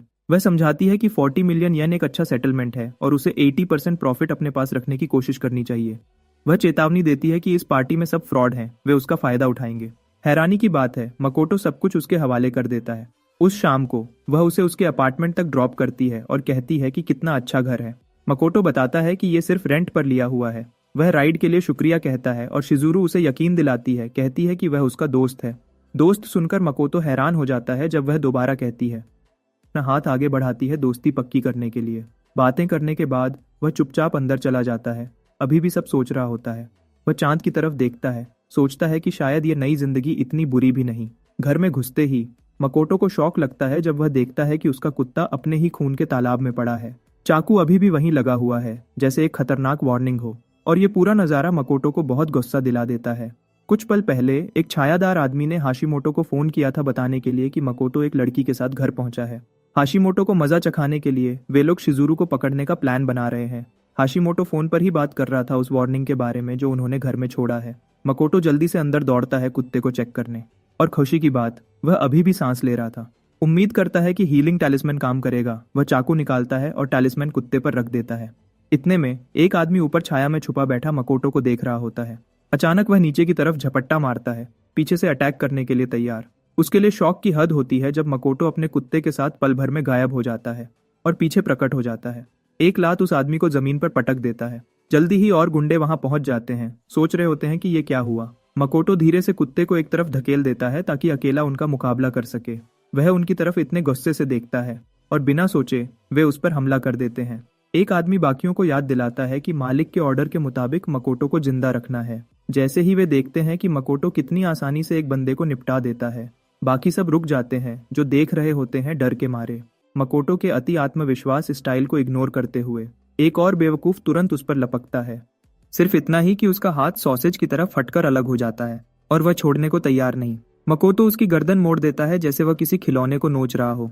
अब बाकी के गैंग वाले डर के मारे कांप रहे हैं। वे बड़ी गन्स निकाल लेते हैं और प्लान बनाते हैं कि उसके हाथ पैर मारकर रोक देंगे।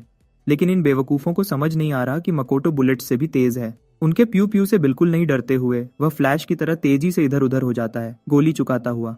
मकोटो कसम खाता है कि एक एक करके सबको निपटाएगा जब तक ये लोग रहम मांग न लें और बताएं किसने भेजा है। दूसरी जगह शिजुरू को पगला हाशिमोटो पकड़ लेता है, जो उसके साथ अपना घटिया शौक पूरा करना चाहता है। यह जानते हुए भी कि वह मशहूर काउंसिलमैन केंजी सुगा की बेटी है, हाशिमोटो उसके साथ खेलना चाहता है।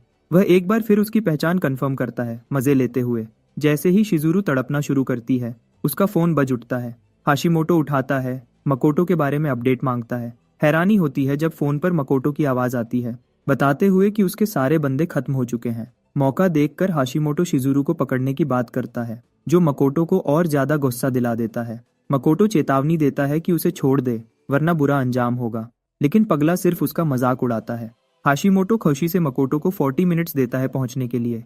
धमकी देता है कि अगर नहीं आया तो शिजुरू को सुशी की तरह सर्व करते हुए लाइव स्ट्रीम कर देगा। लोकेशन ढूंढने को कहकर हाशिमोटो फोन काट देता है। गुस्से में मकोटो हाथ में सस्ता फोन कुचल देता है। हाशिमोटो शिजुरू के साथ अपना घटिया काम जारी रखता है। मेन इवेंट से पहले टीजर वीडियो बनाने का प्लान बना रहा। वह उसके मुंह से टेप उतार देता है, लेकिन जैसे ही आगे बढ़ता है दरवाजे पर नॉक होती है। दरवाजा खोलता है तो गार्ड्स बताते हैं कि वेयरहाउस में फायर अलार्म बज गया है। हाशिमोटो जल्दी से उन्हें कहता है कि अलार्म बंद कर दो ताकि पुलिस न आ जाए। खुद जाकर देखने का फैसला करता है। गार्ड से कहता है दरवाजा संभालो। वह अलार्म चेक करता है। वह जाते ही कुछ पल बाद किसी ने गार्ड को इतना जोरदार मुक्का मारा कि दरवाजा ही टूट गया। शिजुरू ऊपर देखती है कि मकोटो उसे बचाने आया है या नहीं। सिर्फ 1 घंटा पहले फुनाकी मकोटो के घर पर ryuta के लिए इंट्रोडक्शन लेटर देने आया था, लेकिन फोन नहीं लगा। वह एड्रेस दोबारा चेक करता है कि सही जगह पर है। उसी वक्त उसने सुना कोई हाशिमोटो को बता रहा था कि मकोटो अपनी गर्लफ्रेंड के साथ घर लौटा है। बातचीत से पता चला कि घर के अंदर 6 गुंडे मकोटो का इंतजार कर रहे हैं। उसने ये भी देखा कि बेहोश शिजुरू को जबरदस्ती गाड़ी में डाला जा रहा है। फुनाकी छुपकर एक कोने से सब देख रहा था। जैसे ही शिजुरू वाली गाड़ी निकलती है, वह अपनी बाइक पर सवार होकर उसका पीछा करता है और मकोटो को एड्रेस भेजने का प्लान कर रहा होता है। एक प्राइवेट मैंशन पर पहुंचकर फुनाकी की आखिरकार मकोटो से बात हो जाती है। वह उसे बताता है कि शिजुरू को पकड़ लिया गया है और मैंशन का पता भी देता है। मकोटो हैरान हो जाता है और पूछता है कि फुनाकी को ये सब कैसे पता चला। कॉल से पहले वह एक गुंडे से पूछताछ कर रहा था। उसे इतना मारता कि मौत के किनारे तक ले जाता, फिर हीलिंग टैलिस्मैन से ठीक करता ताकि और टॉर्चर कर सके। टाइम वेस्ट न करते हुए मकोटो फुनाकी से कहता है कि शिजुरू को बचाने में मदद करो। रिक्वेस्ट करने के बाद वह कसम खाता है कि हाशिमोटो को खुद सबका सिखाएगा। ये रिक्वेस्ट ही थी जिसने फुनाकी को पहले फायर अलार्म बजवाने पर मजबूर किया ताकि हाशिमोटो रूम से बाहर निकले। वह इंतजार करता है हाशिमोटो के जाने का, फिर गार्ड्स के पास जाता है जो अपने घटिया बॉस की बुराई कर रहे थे। फुनाकी एक्वामैन की तरह उनकी तरफ चलता है, उनके सवालों को बिल्कुल इग्नोर करता हुआ। तभी उसने उन पर अटैक किया था। अटैक की ताकत से दरवाजा तोड़ दिया। शिजुरू, जो बेहोश सी लग रही थी, मकोटो का नाम लेती है, सोचकर कि वह उसे बचाने आया है, लेकिन ये तो सिर्फ फुनाकी था जो मकोटो की रिक्वेस्ट पर उसे बचाने आया था। फुनाकी उसे जैसे मुर्दा बाहर उठाता है और हाशिमोटो के वापस आने से पहले तेजी से वहां से निकल जाता है। वह पीछे के गार्डन में जाने वाले दरवाजे तक पहुंचता है जहां कार खड़ी है और आगे बढ़ता है, उम्मीद के साथ कि कोई पकड़ने से पहले निकल जाएंगे। जैसे ही वह हैंडल पकड़ता है, एक गोली उसकी जांघ फाड़ देती है। झटका लगने से वह शिजुरू को गोद में लिए जमीन पर गिर पड़ता है। दर्द में भी फुनाकी अपने हाथ से उसका सिर बचाता है जमीन पर लगने से। कुछ पल बाद हाशिमोटो अंदर आता है, अपने परफेक्ट शॉट का शान मारता हुआ। उसके बंदे भी हाँ में हाँ मिलाते हुए ताली बजाते हैं जैसे कठपुतलियां। फुनाकी का दिल जोर से धड़कता है, सोचता है कि ये लोग इतनी जल्दी कैसे वापस आ गए। अपना डर छुपाते हुए वह हाशिमोटो को पुराने दोस्त की तरह हेलो कहता है। हाशिमोटो हालात का मजा ले रहा है, जोर से हंसता है जब वह गद्दार को निपटने का सोचता है। बिना लड़े हार न मानने वाला फुनाकी खुद को संभालता है और सीधा चैलेंज कर देता है। इधर मैंशन के बाहर मकोटो हिसाब चुकता करने आता है उस पागल के साथ। गार्ड्स दरवाजे की तरफ दौड़ते हैं, हैरान कि कौन इतनी हिम्मत कर रहा है इतने सीधे आने की। मकोटो पूरे गुस्से में उनकी तरफ देखने की भी जहमत नहीं करता। वह आराम से दरवाजे को मुक्का मारकर तोड़ देता है जैसे सस्ता खिलौना हो कोई। गार्ड्स को हैरान हुआ छोड़कर वे सब एक साथ उस पर टूट पड़ते हैं, सोचते हैं कि नंबर से काम बन जाएगा। बदकिस्मती से उनके लिए मकोटो उन सबको आसानी से चीरता हुआ गुजर जाता है, उन्हें कचरे की तरह साइड में फेंकता हुआ। कुछ ही सेकंड्स में सहन बिल्कुल शांत हो जाता है। गिरे हुए गार्ड्स के बीच खड़ा मकोटो जोर से अपने आने के बारे में बताता है, पूरा मेन हीरो बनकर। मैंशन के अंदर फुनाकी का हाल इतना ठीक नहीं। काफी बंदे तो उसने गिरा दिए, लेकिन लगता है अब उसकी लिमिट आ गई है। अभी के अभी वह दिल ही दिल में सोच रहा है कि मकोटो की रिक्वेस्ट ठुकरा देता संकट से बचाने की। हाशिमोटो अभी भी खुद को दुनिया का बादशाह समझ रहा है। दावा करता है कि फुनाकी को सुशी बनाकर मकोटो को भेज देगा। अचानक उसका मूड खराब हो जाता है बड़े दरवाजे पर जोरदार मुक्का पड़ने से। मकोटो अंदर आता है, बोलता है कि हाशिमोटो को सबका सिखाने के लिए आया है। फुनाकी अब खुशी से 7वें आसमान पर है। मकोटो उसे हीलिंग टैलिस्मैन देता है ताकि वह फिर से ताकत पा सके। हाशिमोटो अपने आदमियों को ऑर्डर देता है कि मकोटो को तुरंत खत्म कर दो। मकोटो पीछे रुककर उनका मुकाबला करता है। फुनाकी शिजुरू को गोद में उठाता है और मिशन पूरा करने निकल जाता है। क्लाउड शैडो स्टेप यूज करके मकोटो बरसते गोलियों के बीच आसानी से निकल जाता है, एक एक करके बंदे निपटाता हुआ। इधर हाशिमोटो डर के मारे देख रहा है सोच रहा है ये फ्लैश की तरह कब आया। समझ में आ जाता है कि शायद उसने मकोटो को कम आंका था। वह चुपके से वहां से खिसकने की कोशिश करता है, जैसे बिल्कुल बेकार डरपोक। आखिरकार हंगामे से बच निकलता है।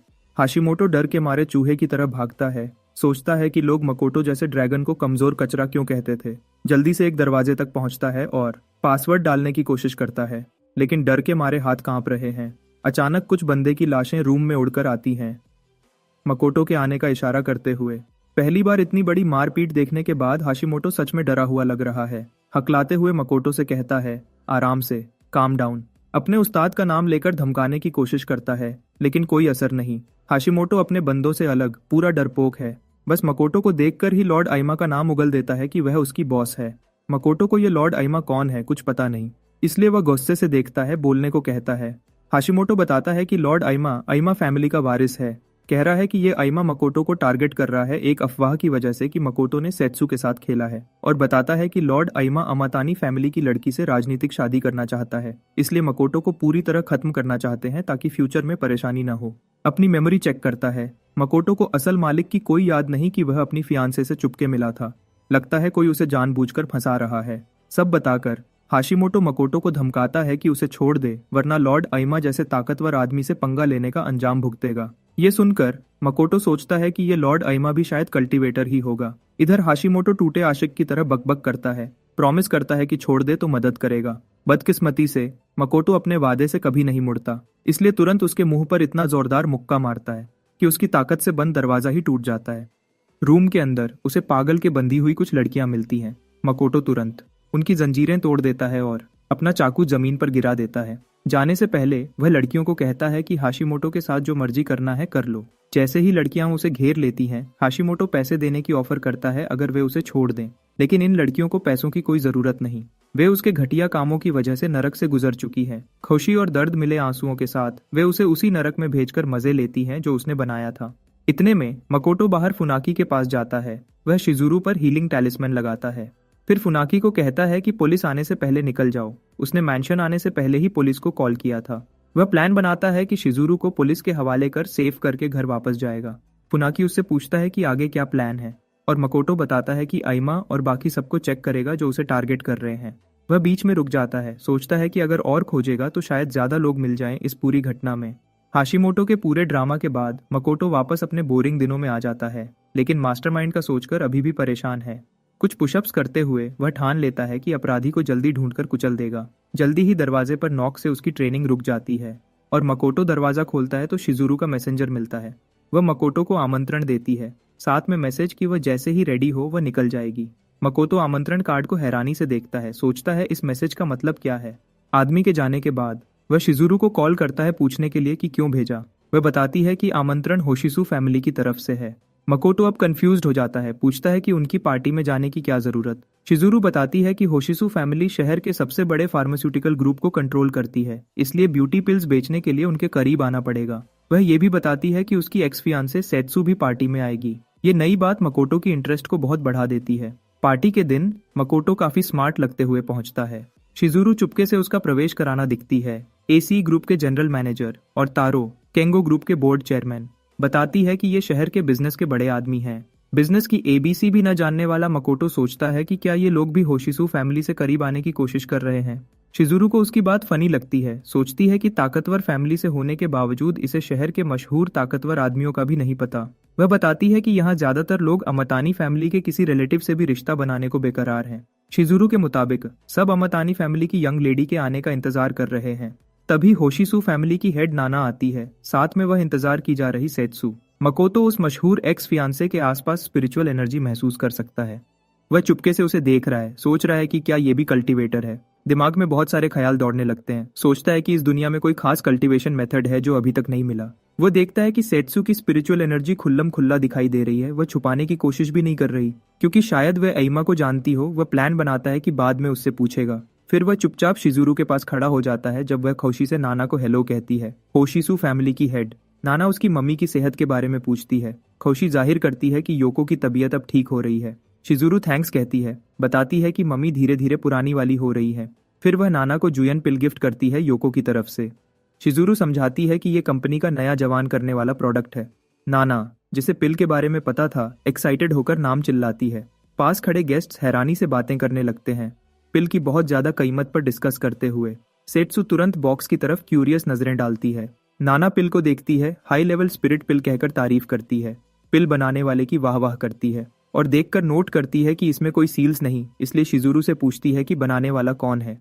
शिजुरू तुरंत मकोटो को इंट्रोड्यूस करती है पिल रिफाइनर और अपने बिजनेस पार्टनर के रूप में। मकोटो का परिचय देने पर नाना और सेत्सु दोनों हैरान हो जाती हैं। नाना खुशी से बताती है कि वह उसे बचपन में गोद में उठाती थी, उसके स्किल्स की तारीफ करती है और यामोरी क्लैन को गाली देती है कि इतना टैलेंटेड लड़के को छोड़ दिया। सेत्सु तुरंत अपनी आंट को रोकती है बात करने से, सख्त लहजे में समझाती है कि ऐसी स्किल शरीफ फैमिली के लिए बेकार है, सिर्फ कल्टीवेशन लेवल के काम की है। सेत्सु और आगे बढ़ती है, कहती है कि अगर मकोटो में कोई अच्छी कल्टीवेशन होती तो अमतानी फैमिली में जगह मिल जाती।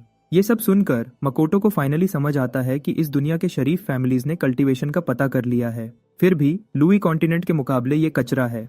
सेत्सु के बकबक खत्म होने के बाद मकोटो को बेकार कहकर छेड़ते हुए नाना अभी भी कन्विंस नहीं। वह मानती है कि मकोटो ने जुयन पिल्स बनाकर यादगार काम किया है, फिर उससे पूछती है कि पिल रिफाइनमेंट किस मास्टर ने सिखाया। मकोटो एक पल सोचता है और उसका दिमाग पिछली जिंदगी के किसी इंसान पर चला जाता है।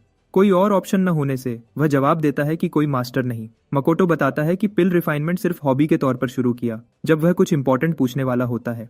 कोई जुबान लड़ाने वाला मोर की तरह घूमता हुआ अंदर आता है, नाना को हैप्पी बर्थडे विश करता है। सब मेहमान उसे अजीब नजरों से देखते हैं। कोई बताता है कि ये बंदा जो अम्मा है, अम्मा फैमिली का वारिस। मकोटो को डर सा लगता है जब वह अपने मशहूर दुश्मन से सामने आता है। खुद को बड़ा राइचस समझते हुए लॉर्ड आइमा नाना से हेलो करता है। उसकी नजर जल्दी शिजुरू पर पड़ती है और नाना उसे शिजुरू से मिलाती है। साइड से देखकर मकोटो लॉर्ड आइमा की लालची आंखें नोटिस करता है, बिल्कुल शिजुरू को घूर रहा है। लॉर्ड आइमा शिजुरू से मिलता है और एक जेंटलमैन बनकर हाथ आगे बढ़ाता है हैंडशेक के लिए। पूरे सीन से परेशान मकोटो जल्दी उसका हाथ पकड़ लेता है, कहता है कि ताकतवर फैमिली के मशहूर वारिस के बारे में बहुत सुना है। लॉर्ड आइमा पूछता है कि ये कौन है। अपने नाटक से हैरान होकर मकोटो सोचता है कि लॉर्ड आइमा कितनी देर तक यह नाटक कर सकता है कि वह उसे नहीं जानता। उसकी जांच के मुताबिक आइमा एक कल्टीवेटर है और मकोटो उस थ्योरी को टेस्ट करना चाहता है अपनी स्पिरिचुअल एनर्जी यूज करके, उस पर कल्टीवेशन के किसी निशान को ढूंढने के लिए। बेसिकली कल्टीवेटर्स इस एनर्जी को दबा सकते हैं ताकि अपनी ताकत छुपा सकें। सिर्फ एक मौका है जब वह स्पिरिचुअल एनर्जी स्टोर नहीं कर पाते तो वेव्स कभी नहीं निकलती। अपनी स्पिरिचुअल एनर्जी का इस्तेमाल करके मकोटो प्लान बनाता है उसे आइमा के दायरे में डालने का, ताकि कंफर्म कर सके कि वह सच में कल्टीवेटर है या नहीं। कुछ पल ट्राई करने के बाद रिजल्ट खाली आता है, मतलब आइमा में स्पिरिचुअल एनर्जी का कोई निशान नहीं है। ये बात मकोटो को हैरान कर देती है। वह सोचने लगता है कि शायद आइमा कल्टीवेटर है ही नहीं। जल्दी ही वह खुद को भूल जाता है और आइमा का हाथ बहुत जोर से पकड़ लेता है, जिसकी वजह से वह दर्द से हाथ झटक कर पीछे कर लेता है। आइमा फिर जल्दी से मकोटो को हेलो करता है, फिर उसे खट्टे दूध की तरह इग्नोर करके सेत्सु की तरफ मुड़ता है। मकोटो अभी भी कंफ्यूज्ड है कि इस बंदे पे एनर्जी क्यों नहीं फील हुई। उसके साथ छोटे से मुलाकात पर भी कोई इशारा नहीं मिला। उसके बाद सब लोग डिनर एंजॉय करने के लिए बैठ जाते हैं। जल्दी ही बटलर अनाउंस करता है कि खाना खत्म होने के बाद सब हॉल में गैदर हो जाए डांस पार्टी के लिए। कुछ पल बाद डांस पार्टी शुरू हो जाती है, लेकिन मकोटो किसी पर भी घूर नहीं कर पा रहा। वह हाशिमोटो के बारे में सोच रहा है और यह कि क्या उसने आइमा के कल्टीवेटर होने के बारे में झूठ बोला। इधर शिजुरू हॉल में मकोटो को ढूंढ रही है और न जाने कितने डांस के आमंत्रण ठुकराने के बाद कोई उस आदमी को धीरे से बोलता है जिसे उसने आखिरी बार मना किया कि खास शुगा फैमिली की बेटी कभी किसी आम बंदे के साथ डांस नहीं करेगी। वह यह भी बताता है कि शिजुरू हाई मगरूर है और ताकतवर फैमिलीज को भी उसका ध्यान हासिल करना मुश्किल पड़ता है। जब वह बंदा अभी भी इसके बारे में बकबक कर रहा है, उसका दोस्त शिजुरू की तरफ इशारा करता है। असल में वह मकोटो को अपना ध्यान देने के लिए भीख मांग रही है। शिजुरू का मकोटो को डांस के लिए आमंत्रण करना सबको हैरान कर देता है, सेत्सु को भी। बहुत दूर कहीं आइमा अपनी कार की तरफ जा रहा है और कार में बैठने से पहले गार्ड्स को वार्न करता है कि कोई उसकी गाड़ी के पास नहीं आए। कार के अंदर से गार्ड्स को अजीब अजीब आवाजें आ रही होती हैं। गार्ड्स आपस में बात करने लगते हैं, सोचते हैं कि वह हमेशा कार में अकेला क्यों रहता है अपने एक बॉडीगार्ड के साथ। एक और बंदा बोलता है कि आइमा के सारे बॉडीगार्ड्स आखिर में अजीब व्यवहार करने लगते हैं और अपने फैमिली को भी पहचान न पाए। उनकी बात से पता चलता है कि लॉर्ड आइमा हर कुछ दिनों में बॉडीगार्ड्स चेंज करता है जैसे टिश्यू पेपर, और हर पुराना बॉडीगार्ड बिल्कुल अलग इंसान की तरह व्यवहार करता है। अफवाहों के मुताबिक एक तो पूरा गायब भी हो गया। इधर कार के अंदर बॉडीगार्ड आइमा को थप्पड़ मारता है, गालियां देता है कि सेत्सु के सामने दूसरी औरत का हाथ क्यों पकड़ने की कोशिश की। आइमा डर भरे एक्सप्रेशंस के साथ जल्दी जल्दी माफी मांगता है गलती करने के लिए। अचानक बॉडीगार्ड की उंगली में पहनी रिंग से स्पिरिचुअल एनर्जी निकलने लगती है। उसका चेहरा अजीब तरह से बदल जाता है, असली लॉर्ड आइमा में बदल जाता है। वह बताता है कि उसने इस फेक डबल को सिर्फ थोड़ी सी उपयोगिता की वजह से रखा था। फिर धमकी देता है कि अगर आज जैसी गलती दोबारा की तो इस बंदे का अंजाम कर देगा। कुछ पल बाद लॉर्ड एमा गाड़ी से बाहर निकल आता है और दो गार्ड्स को बोलता है कि वे उसके साथ हॉल में चलें। एक गार्ड कार की तरफ शक भरी नजरों से देखता है, सोचता है कि अंदर जो दूसरा बंदा था उसके साथ क्या हुआ होगा। वह नोटिस करता है कि बाकी बातों की तरह एक बॉडीगार्ड हमेशा गायब हो जाता है। इधर कार के अंदर फेक एमा को बांधकर मुंह बंद कर दिया गया है। वह आजादी पाने की कोशिश करता है लेकिन रस्सियां बहुत मजबूत बांधी गई हैं। जल्दी ही फेक बंदा रो पड़ता है, देखकर कि वह अपनी किस्मत से बच नहीं सकता। उसके बाद असली एमा हॉल में घुस आता है जैसे कुछ मिनट्स पहले कार में कोई एलियन वाला कांड नहीं किया हो। खुशी से सेत्सु को आवाज देता है, लेकिन वह अपने पुराने बॉयफ्रेंड और उसकी नई गर्लफ्रेंड को साथ डांस करते देखकर जल रही होती है। सच में पूरा हॉल मकुतो और शिजुरू पर ही फोकस किया हुआ है। आइमा उसकी नजर का पीछा करता है देखने के लिए कि क्या चीज उसका ध्यान खींच रही है। हॉल में फुसफुसाहट शुरू हो जाती है जब लोग मकुतो की पहचान के बारे में गेस करते हैं। सब सोचते हैं कि किस तरह किसी ने इस मशहूर क्वीन शिजुरू को जीत लिया। शिजुरू और मकोतो अपनी ही दुनिया में खोए हुए लग रहे हैं। म्यूजिक अपने हाई पर पहुंचता है, दोनों को पूरी तरह से खुशी के बुलंदियों पर पहुंचा देता है। इस रोमांटिक लम्हे को देखकर शिजुरू मकोतो की तारीफ करती है कि वह कितना जबरदस्त डांसर है, जिससे वह बिल्कुल बेखौफ हो जाता है। वह और तारीफ करती है कि उसने पार्टी के मूड को कितनी अच्छी तरह मैच किया। शिजुरू समझाती है कि यही एक तरीका है होशिसू फैमिली का ध्यान हासिल करने का, उनके जवान करने वाली पिल्स के प्लान के लिए। मकोतो खुश है कि उसके डांस स्किल्स से सबका ध्यान जा रहा है क्योंकि असली मालिक ने घर से निकाले जाने से पहले डांसिंग सीख ली थी। उस स्किल को कल्टीवेशन से आए संतुलन के साथ मिलाकर मकोटो डांस फ्लोर पर पूरा हैवान बन जाता है। नाना, जो अभी देखा उससे प्रभावित है, सेत्सु से पूछती है कि क्या उसे पता था मकोटो डांस कर सकता है। हमेशा हारनी सेत्सु उसका मजाक उड़ाती है कि डांसर होने के बावजूद वह बेकार ही है। नाना उसे छेड़ती है, कहती है कि उसने पकड़ा कि तू उन दोनों को कितने गौर से देख रही थी डांस के दौरान। एमा भी बात में शामिल हो जाता है, जिससे नाना पूछती है कि क्या सच में उसे मकुतो नहीं जानता। आइमा उसे यकीन दिलाता है कि आज ही पहली बार मिल रहे हैं, लेकिन नाना को यह बात काफी शक्की लगती है। वह सोचती है कि ताकतवर फैमिली का वारिस इतनी मशहूरी के बारे में कैसे नहीं जानता।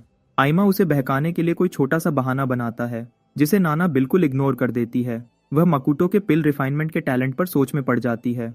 उसके टोन से उसे लगता है कि वह मकुतो को अगले लेवल पर ले जाना चाहती है। आइमा को इससे खतरा महसूस होता है और वह उसे बुरी नजरों से घूरता है। आइमा दिल ही दिल में नाना को गालियां देता है। वह उसे सिर्फ सेत्सु की वजह से खुला छोड़ रखा है। फिर वह मकुतो पर नजरें गड़ा देता है, उसे भी चुपके से गालियां देता है। इतने में पहले वाले दो गॉसिप करने वाले बंदे मकुतो की पहचान पता कर लेते हैं। ये इग्नोर करके कि सेत्सु सब कुछ सुन सकती है, वह सेत्सु, आइमा और मकुतो के बीच लव ट्रायंगल की बात करते हैं। सिल्वर बालों वाला मकुतो का मजाक उड़ाता है कि उसने मशहूर होने का सबसे आसान रास्ता छोड़ दिया। ब्लॉन्ड वाला बोलता है कि यमोरी के इस कचरे के लिए पहचान बनाने का सिर्फ एक ही रास्ता है कि वह सेत्सु के पीछे भोला आदमी बने। वह यह भी अंदाजा लगाते हैं कि मकुतो पार्टी में सेत्सु के करीब आने के लिए ही आया होगा। सेत्सु सबकी बकवास से तंग आकर टेबल से उठ जाती है। नाना कहती है कि थोड़ी देर और रह, लेकिन सेत्सु कहती है कि उसे आराम चाहिए। चुपके से जाने के बजाय वह अचानक रुककर मकुतो का सामना करती है। मकुतो, जो अपने काम से काम रख रहा था, पूरे सीन से कंफ्यूज्ड हो जाता है। वह गुस्से में उस पर चिल्लाती है जैसे कोई गुस्सा करने वाली आंटी। धमकी देती है कि अपने गंदे ख्यालों को छोड़ दे, जिसमें वह उसके वजह से यमोरी फैमिली को वापस खड़ा करना चाहता है। मकुतो और ज्यादा कंफ्यूज्ड हो जाता है और उसे ऐसे घूरता है जैसे वह पागल खाने से भागी हो। वह जाने के लिए मुड़ती है, कहती है कि पिल रिफाइनमेंट से जो पैसे आए उनसे अपनी जिंदगी पर फोकस करे और औरत को इस्तेमाल करके ऊंची जगह चढ़ने की कोशिश न करे। मकुतो आराम से उससे पूछता है कि इन दोनों में से असल में किसे ये एडवाइस की जरूरत है। सेत्सु और ज्यादा हैरान हो जाती है जब वह उसकी स्पिरिचुअल एनर्जी पर बात करता है। उसने पहले ही नोटिस किया था कि कंट्रोल खराब होने की वजह से वह लीक हो रही थी। मकुतो के मुताबिक उसने शायद जबरदस्ती स्पिरिचुअल एनर्जी चोरी की होगी कल्टीवेशन जल्दी बढ़ाने के लिए। वह वार्न करता है कि ऐसे बेकाबू तरीके से लंबी दौड़ में सिर्फ शरीर को नुकसान होता है। उसे गौर से देखकर मकुतो साफ बोल देता है कि उसका शरीर पहले ही अपनी लिमिट पर पहुंच चुका है। फिर भी उसे नीचे देखकर सेत्सु सोचती है कि एक आम बंदे जैसे वह उसकी हालत का सही अनुमान कैसे लगा सकता है। मकुतो फिर बताता है कि वह उसकी प्रॉब्लम ठीक कर सकता है, लेकिन सेत्सु उस पर यकीन नहीं करती। लेकिन उसे कोई फर्क नहीं पड़ता क्योंकि अगर वह यकीन न करे तो नुकसान उसी का होगा। जब वह वार्न करता है कि उसका टाइम खत्म होने वाला है तो सेत्सु डर के मारे सिमट जाती है। वह पास आता है और उसके साथ डील करने की ऑफर देता है, अगर वह आइमा को उसके लिए कुछ दे सके। इधर आइमा गुस्से से खौलते हुए दूर से उन दोनों को देख रहा होता है। पार्टी खत्म होने के बाद शिजुरू और मकुतो नाना से टकरा जाते हैं, जो जुयोन पिल में इंटरेस्ट दिखाती है और उन्हें अकेले में बात के लिए इनवाइट करती है। वे तीनों गार्डन में साथ चलते हैं और मकुतो उससे उसकी असली वजह पूछता है। नाना हंसकर कहती है कि उसे आंटी बुलाओ। मकुतो मना कर देता है क्योंकि वह अब यमोरी फैमिली का हिस्सा नहीं है। यह सुनकर वह कहती है कि वह और सेत्सु एक जैसे हैं। नाना बताती है कि सेत्सु ने भी अपने माँ बाप खो दिए थे और वह अमाटानी फैमिली की कठपुतली बन गई। उसका अंकल ही कठपुतली बनाने वाला है, शादी तक का फैसला वही करता है। खुशकिस्मती से उसे एक बड़ी मार्शल आर्ट्स फैमिली ने पहचान लिया। उनके सपोर्ट से सेत्सु को बड़ा कल्टीवेटर बनने का मौका मिला। नाना और कहती है कि जब तक सेत्सु कॉमनर के दर्जे से ऊपर नहीं उठती, वह फैमिली की कठपुतली ही रहेगी। ये सारी कल्टीवेटर वाली बकवास शिजुरू के लिए बिल्कुल कंफ्यूजिंग है। दूसरी तरफ मकुतो समझ जाता है कि कॉमनर के दर्जे से ऊपर उठने का मतलब थर्ड स्टेज ऑफ कल्टीवेशन में जाना है। कल्टीवेटर की दुनिया में सेकंड और थर्ड स्टेज के बीच बहुत बड़ा गैप होता है, मतलब थर्ड स्टेज में जाना बहुत मुश्किल है। मकुतो सोचता है कि इसलिए ही सेत्सु ने कल्टीवेशन जल्दी बढ़ाने के लिए इतने खतरनाक तरीके अपनाए होंगे।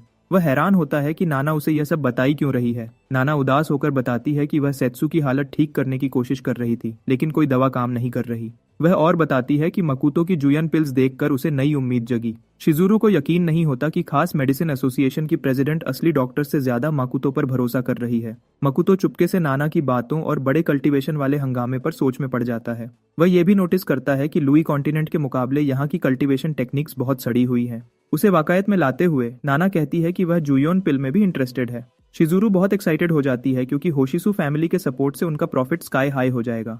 नाना उसके साथ मजाक करती है, कहती है कि उसे तो सिर्फ पैसे पसंद है। थोड़ी देर मजाक करने के बाद वह दोनों से रिक्वेस्ट करती है कि सेत्सु की मदद करें। वह माकुतो को बताती है कि एंगेजमेंट टूटने के बाद सेत्सु ने बगावत करने की कोशिश की थी। माकुतो यह खबर सुनकर दंग रह जाता है। तभी आइमा पहुंच जाता है नाना को सलाम करने और जाने से पहले। वह मकुतो की तरफ हाथ बढ़ाता है हैंडशेक के लिए, उम्मीद करता है कि कभी फिर मिलेंगे। मकुतो उसका हाथ पकड़कर वापस हैंडशेक करता है। हाथ मिलते ही उसे आइमा से स्पिरिचुअल एनर्जी निकलती महसूस होती है। मकुतो को यह अजीब लगता है क्योंकि पहली मुलाकात में उसे कुछ भी फील नहीं हुआ था। हैंडशेक के बाद आइमा अपनी कार की तरफ जाता है और एक गार्ड उसे बताता है कि सेत्सु ने उसके लिए एक गिफ्ट छोड़ा है। आइमा यह सुनकर खुश हो जाता है, जल्दी से बॉक्स खोलता है और अंदर ओरिगामी बटरफ्लाई देखता है, जिससे वह कंफ्यूज्ड हो जाता है। इसका मतलब समझ न पाने पर वह उसे फेक आइमा की तरफ फेंक देता है और वार्न करता है कि बिना इजाजत के न खोले। मकुतो से मुलाकात को याद करके आइमा अभी भी उसे वही कमजोर कचरा समझता है।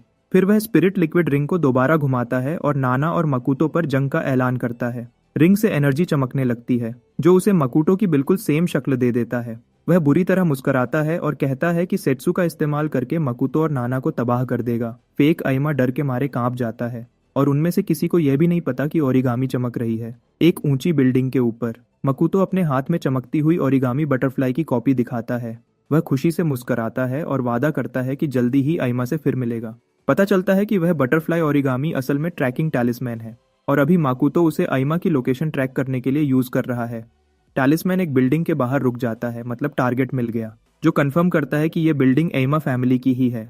वह तुरंत नीचे कूद जाता है अपने प्लान्स को अंजाम देने के लिए। कहीं और हर्बल गार्डन में नाना चुपके से कई स्पिरिचुअल प्लांट्स को देख रही होती है। वह 2 प्लांट्स पर फोकस करती है जो काफी हद तक फसल के लिए तैयार हैं। उन्हें 3 महीने बाद कल्टीवेटर्स टूर्नामेंट में बेचने का प्लान है। अचानक उसे पास में अजीब सी चीज महसूस होती है। एक मंक उसके पीछे आता है और बताता है कि नाना पहले 100 हर्ब सेक्ट की जीनियस थी।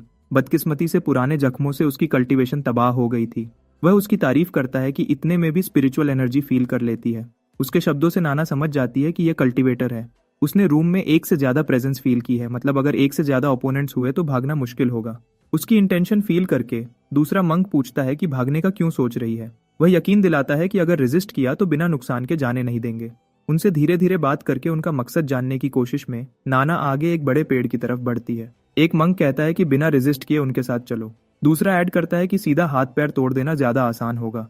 जब नाना पेड़ तक पहुंचती है, वह पेड़ की जड़ों में उगने वाली एक पर्पल हर्ब को एक्टिवेट करती है, जिसे ओवरलॉर्ड फ्लावर कहते हैं। जल्दी ही पौधे से जहरीली गैस निकलती है और पूरे इलाके में फैल जाती है। भिक्षु लोग सांस लेने में मुश्किल महसूस करते हैं, लेकिन नाना ने पहले से ही अपने मुंह में ग्रीन हार्ट ग्रास डाल रखी है, जो जहर को खत्म करती है।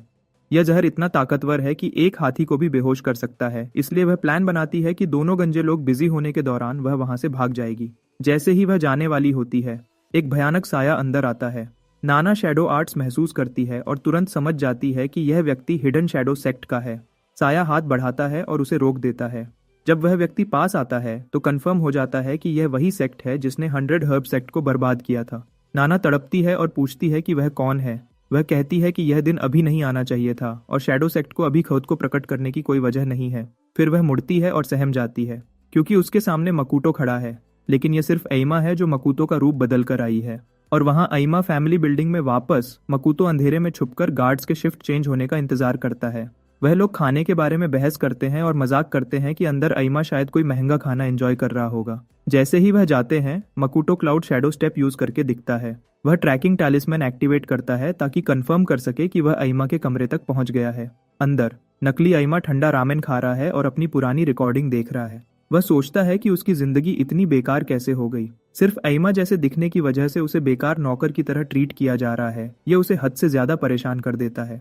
असली आइमा से मिलने वाली बेइज्जती के बारे में सोचकर और बुरा लगता है। खुद को न रोकते हुए वह गिफ्ट बॉक्स खोलता है और टैलिस्मैन अचानक एक्टिवेट हो जाता है। उसे दिल का दौरा पड़ने जैसा लगता है। उसे लगता है कि पीछे कोई है और वह घूमता है। सिर्फ मकूतो को खड़ा देखकर वह डर के मारे गिर पड़ता है।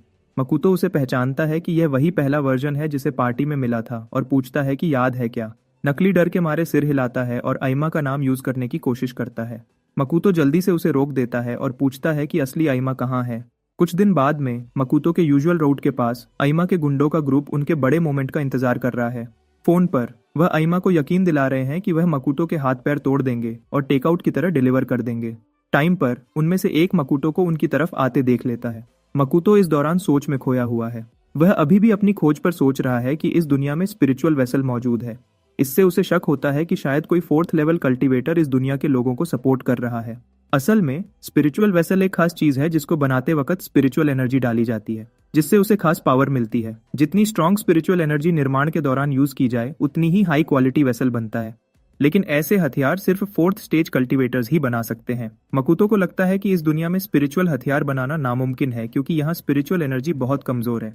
लेकिन अब उसे वजह मिल गई है यकीन करने की कि आइमा फैमिली के पास शायद अपना निजी स्पिरिचुअल स्प्रिंग है। मकूतो फैसला करता है कि ryuta जाने से पहले आइमा के साथ अपना झगड़ा निपटाएगा ताकि स्पिरिचुअल स्प्रिंग ढूंढ सके। तभी वह ऊपर देखता है और नोटिस करता है कि एक ग्रुप उसका इंतजार कर रहा है। वह लोग आराम से बताते हैं कि किसी ने बड़े पैसे देकर उसे पकड़ने को कहा है, लेकिन मकूतो को कोई फर्क नहीं पड़ता। वह उन्हें एक गुस्से भरी नजर देता है। तुरंत लीडर को बेचैनी महसूस होने लगती है। अपना डर झटक कर बॉस अपने आदमियों को हमला करने का ऑर्डर देता है।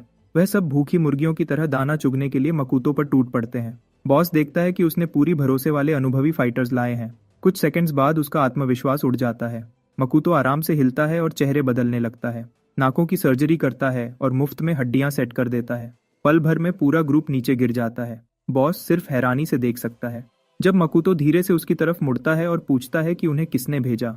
अगली सुबह सेत्सु और उसकी टीम नाना के घर पर नॉन स्टॉप काम कर रही है, यह समझने की कोशिश में कि क्या हुआ था। एक आदमी उसे फुटेज दिखाता है जिसमें 2 भिक्षु अचानक दिखते हैं। हालांकि वीडियो अचानक कट हो जाती है। गार्ड ये बोलकर खत्म करता है कि नाना को किडनैप कर लिया गया होगा। फिर वह एक और क्लिप दिखाता है जिसमें तीसरा अटैकर है और सेत्सु सहम जाती है जब वह मकूतो का चेहरा देखती है। गुस्से में सेत्सु तुरंत मकूतो के एड्रेस पर निकल पड़ती है। अपार्टमेंट के बाहर एक पिटी बांधा हुआ आदमी उसे रोकता है और आराम से पूछता है कि अपॉइंटमेंट है क्या। वह उसे इग्नोर करती है और मकूतो से मिलने को कहती है। जख्मी आदमी चुपचाप उसे अंदर ले जाता है। सेत्सु पीछे पीछे जाते हुए नोटिस करती है कि काफी रफ दिखने वाले आदमी बाघ का ख्याल रख रहे हैं। छत पर मकूतो आराम कर रहा है जबकि पिछले दिन का खरीदा हुआ बॉस उसकी सेवा कर रहा है। असल में सारे पिटी बांधे हुए आदमी IMUs के गुंडे ही लगते हैं जिन्होंने पहले उस पर हमला करने की नाकाम कोशिश की थी। कुछ ही पल बाद सेत्सु गुस्से में अंदर घुसती है और मकूतो से चिल्लाती है कि नाना को छोड़ दे। मकूतो कंफ्यूज्ड होकर उसे देखता है। उसे पता ही नहीं कि बात क्या हो रही है। वह फिर इल्जाम लगाती है कि उसने उसकी आंट को किडनैप किया है, जब वह अभी भी हैरान दिखता है।